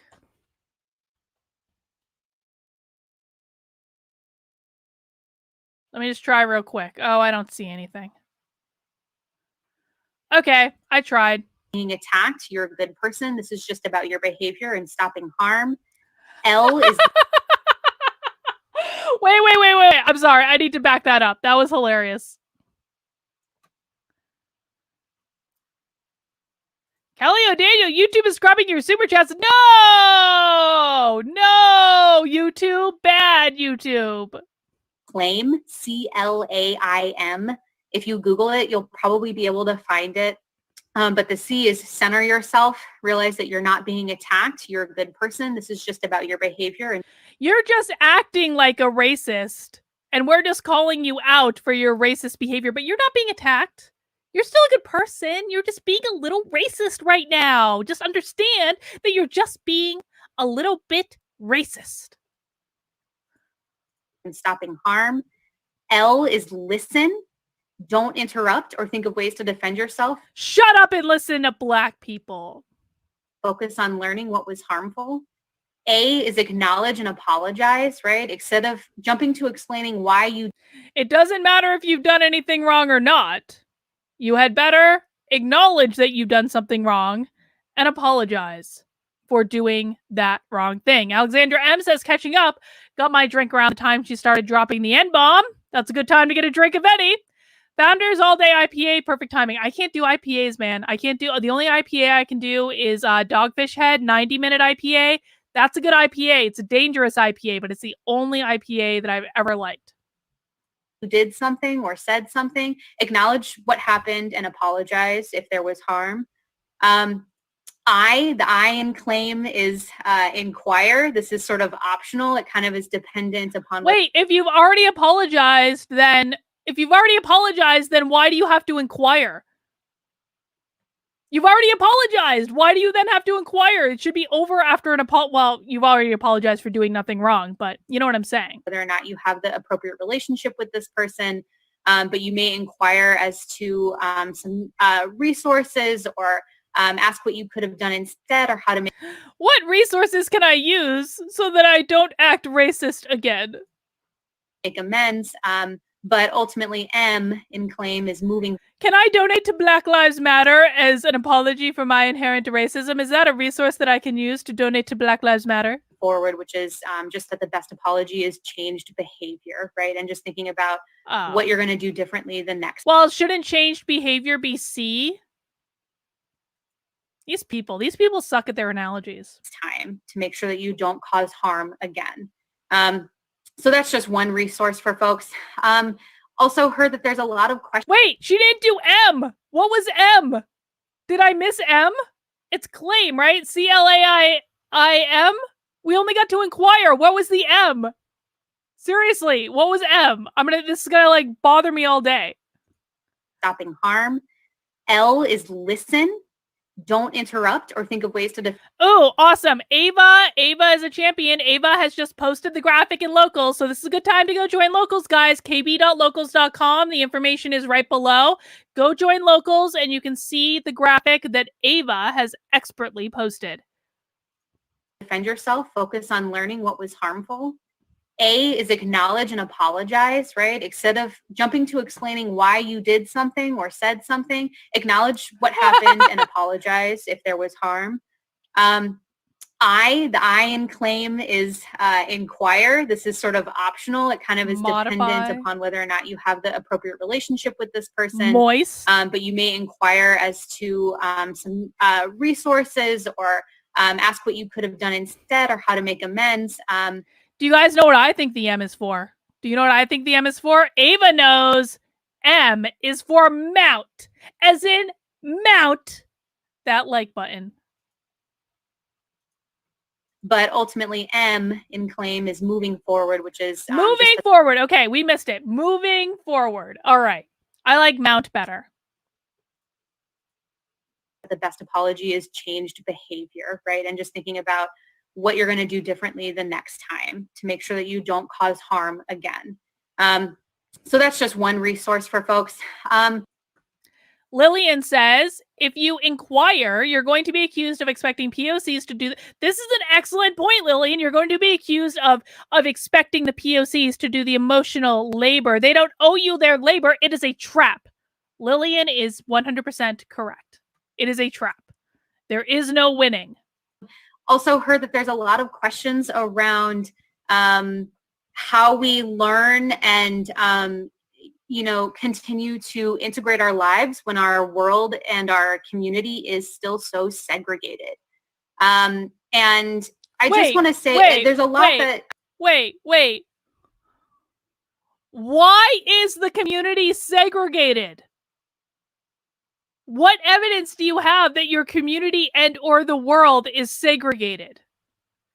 It feels like... I'm sorry, like the loudness of my voice and the frustration is not a reflection of the fact that I've had almost a half a bottle of wine. It's not at all. It's that this stuff pisses me off. I can only go so long. Okay? I can only go so far into this before I start losing my sanity. And we've been at it now for about 2 hours, and it just is what it is. So I'm sorry. We as individuals don't have control over, but I would encourage you to think about the things that you do have control over, right? What kind of people do you follow on social media? What kind of... You better not follow any Republicans on social media. You better not follow Trump. Kelly says differing opinions does not equal segregation. Well, apparently it does, Kelly. Apparently differing opinions does actually equal segregation. Events do you go to when we have events, right? In person, again, it will happen. I'm very hopeful and confident. But, do you attend any cultural events? Do you try to broaden your horizons that way? Exactly. Do you step outside of your white zone and, go to these other public spaces or events to participate and to be in community with people who don't look like you, right? We do have control over some of these aspects of our lives, and we just have to take the steps to do it and to start diversifying our circles and our world. So there are ways that we can do that. I can't tell you exactly the ways that are right for you, but... What is the point of doing a webinar if you aren't going to tell people advice and give them what things to do? What is the point of this? Have people journal about how they're obviously racist? Is that the only point to this webinar? If I ran my training programs like this, dude. And this is what pisses me off. It is so easy to grift on this stuff. It is so easy. Guys, I can't even tell you. Like, it is so easy to put together any diversity program at all, even if it's like nonsense like this, slap an anti-racism label on it, and you're getting tens of thousands of dollars for it. Like my corporate trading fee for like a day is $12,500, and I am not the most expensive like trainer in the world, right? But this stuff, they are spending thousands, tens of thousands. Like even Mike's Kendi is $20,000, over $20,000 for a keynote speech for 1 hour. God, that's why I always laugh. Like, anytime someone says like I'm grifting on this stuff, dude, I could have put together an quote unquote anti-racist training in about 5 minutes and have sold it for so much more money than I make on YouTube. I think that there are opportunities. Nestic, what words do you... And it pisses me off too, because people like this, they give people like me that actually do good. I mean, I think I do good quality work. My numbers show I do good quality work. Like they give people like me a bad name, and it gives all this type of training like a bad reputation. It pisses me off so much. Like I worked really goddamn hard to get good at the training that I do. Now it doesn't even matter anymore because all of this bullshit training is selling for tens of thousands of dollars, and they think that this is what it is when it's not. It is not the same thing. You want to add and share at this time? Sorry for that rant. I've been holding up that one for a couple days. Something in the chat about I'm sorry, let me try and pull it up, about respecting people who decide not to engage in marches and rallies and things along those lines. And I think, should we respect people who choose not to engage in marches and rallies? Let's see. Let's see. I think that we, like I said earlier, we need folks in the streets and we need folks in the suites and we need people in between. And so your fight may look different than somebody else's. However, you are needed in whatever space you're in. Your anti-racism work is needed. And so to think, or we need to get away from the notion that if you're not in the streets, grassroots fighting, then somehow your fight is minimized. And whoever asked that question, that's a great question, great thing to bring up. You already said their fight was, you already, earlier in the damn webinar, you minimized their fight by saying, well, you're not going to the right rallies and you went to this one, but you didn't go to that one. And therefore you're not doing the work and you're even more worthless to me than obvious racists. You did minimize their fight like 20 goddamn minutes ago. So, yeah, you're needed wherever you are.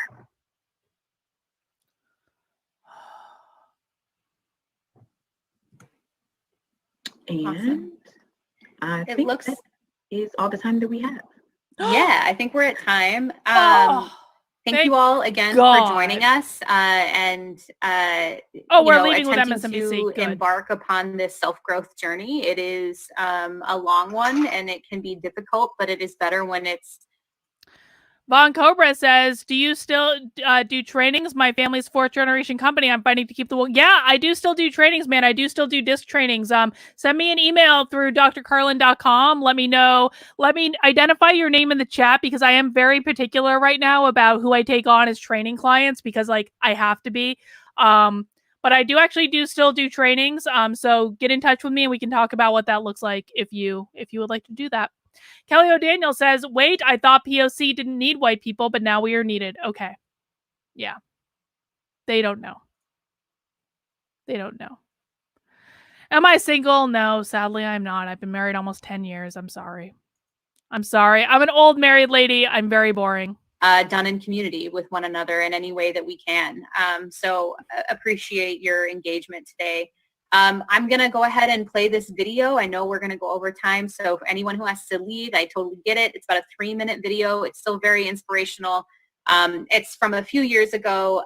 All right. I'm not going to play this. If you guys want to go watch the original webinar, the link is in the description below, but I've had enough. I've had enough.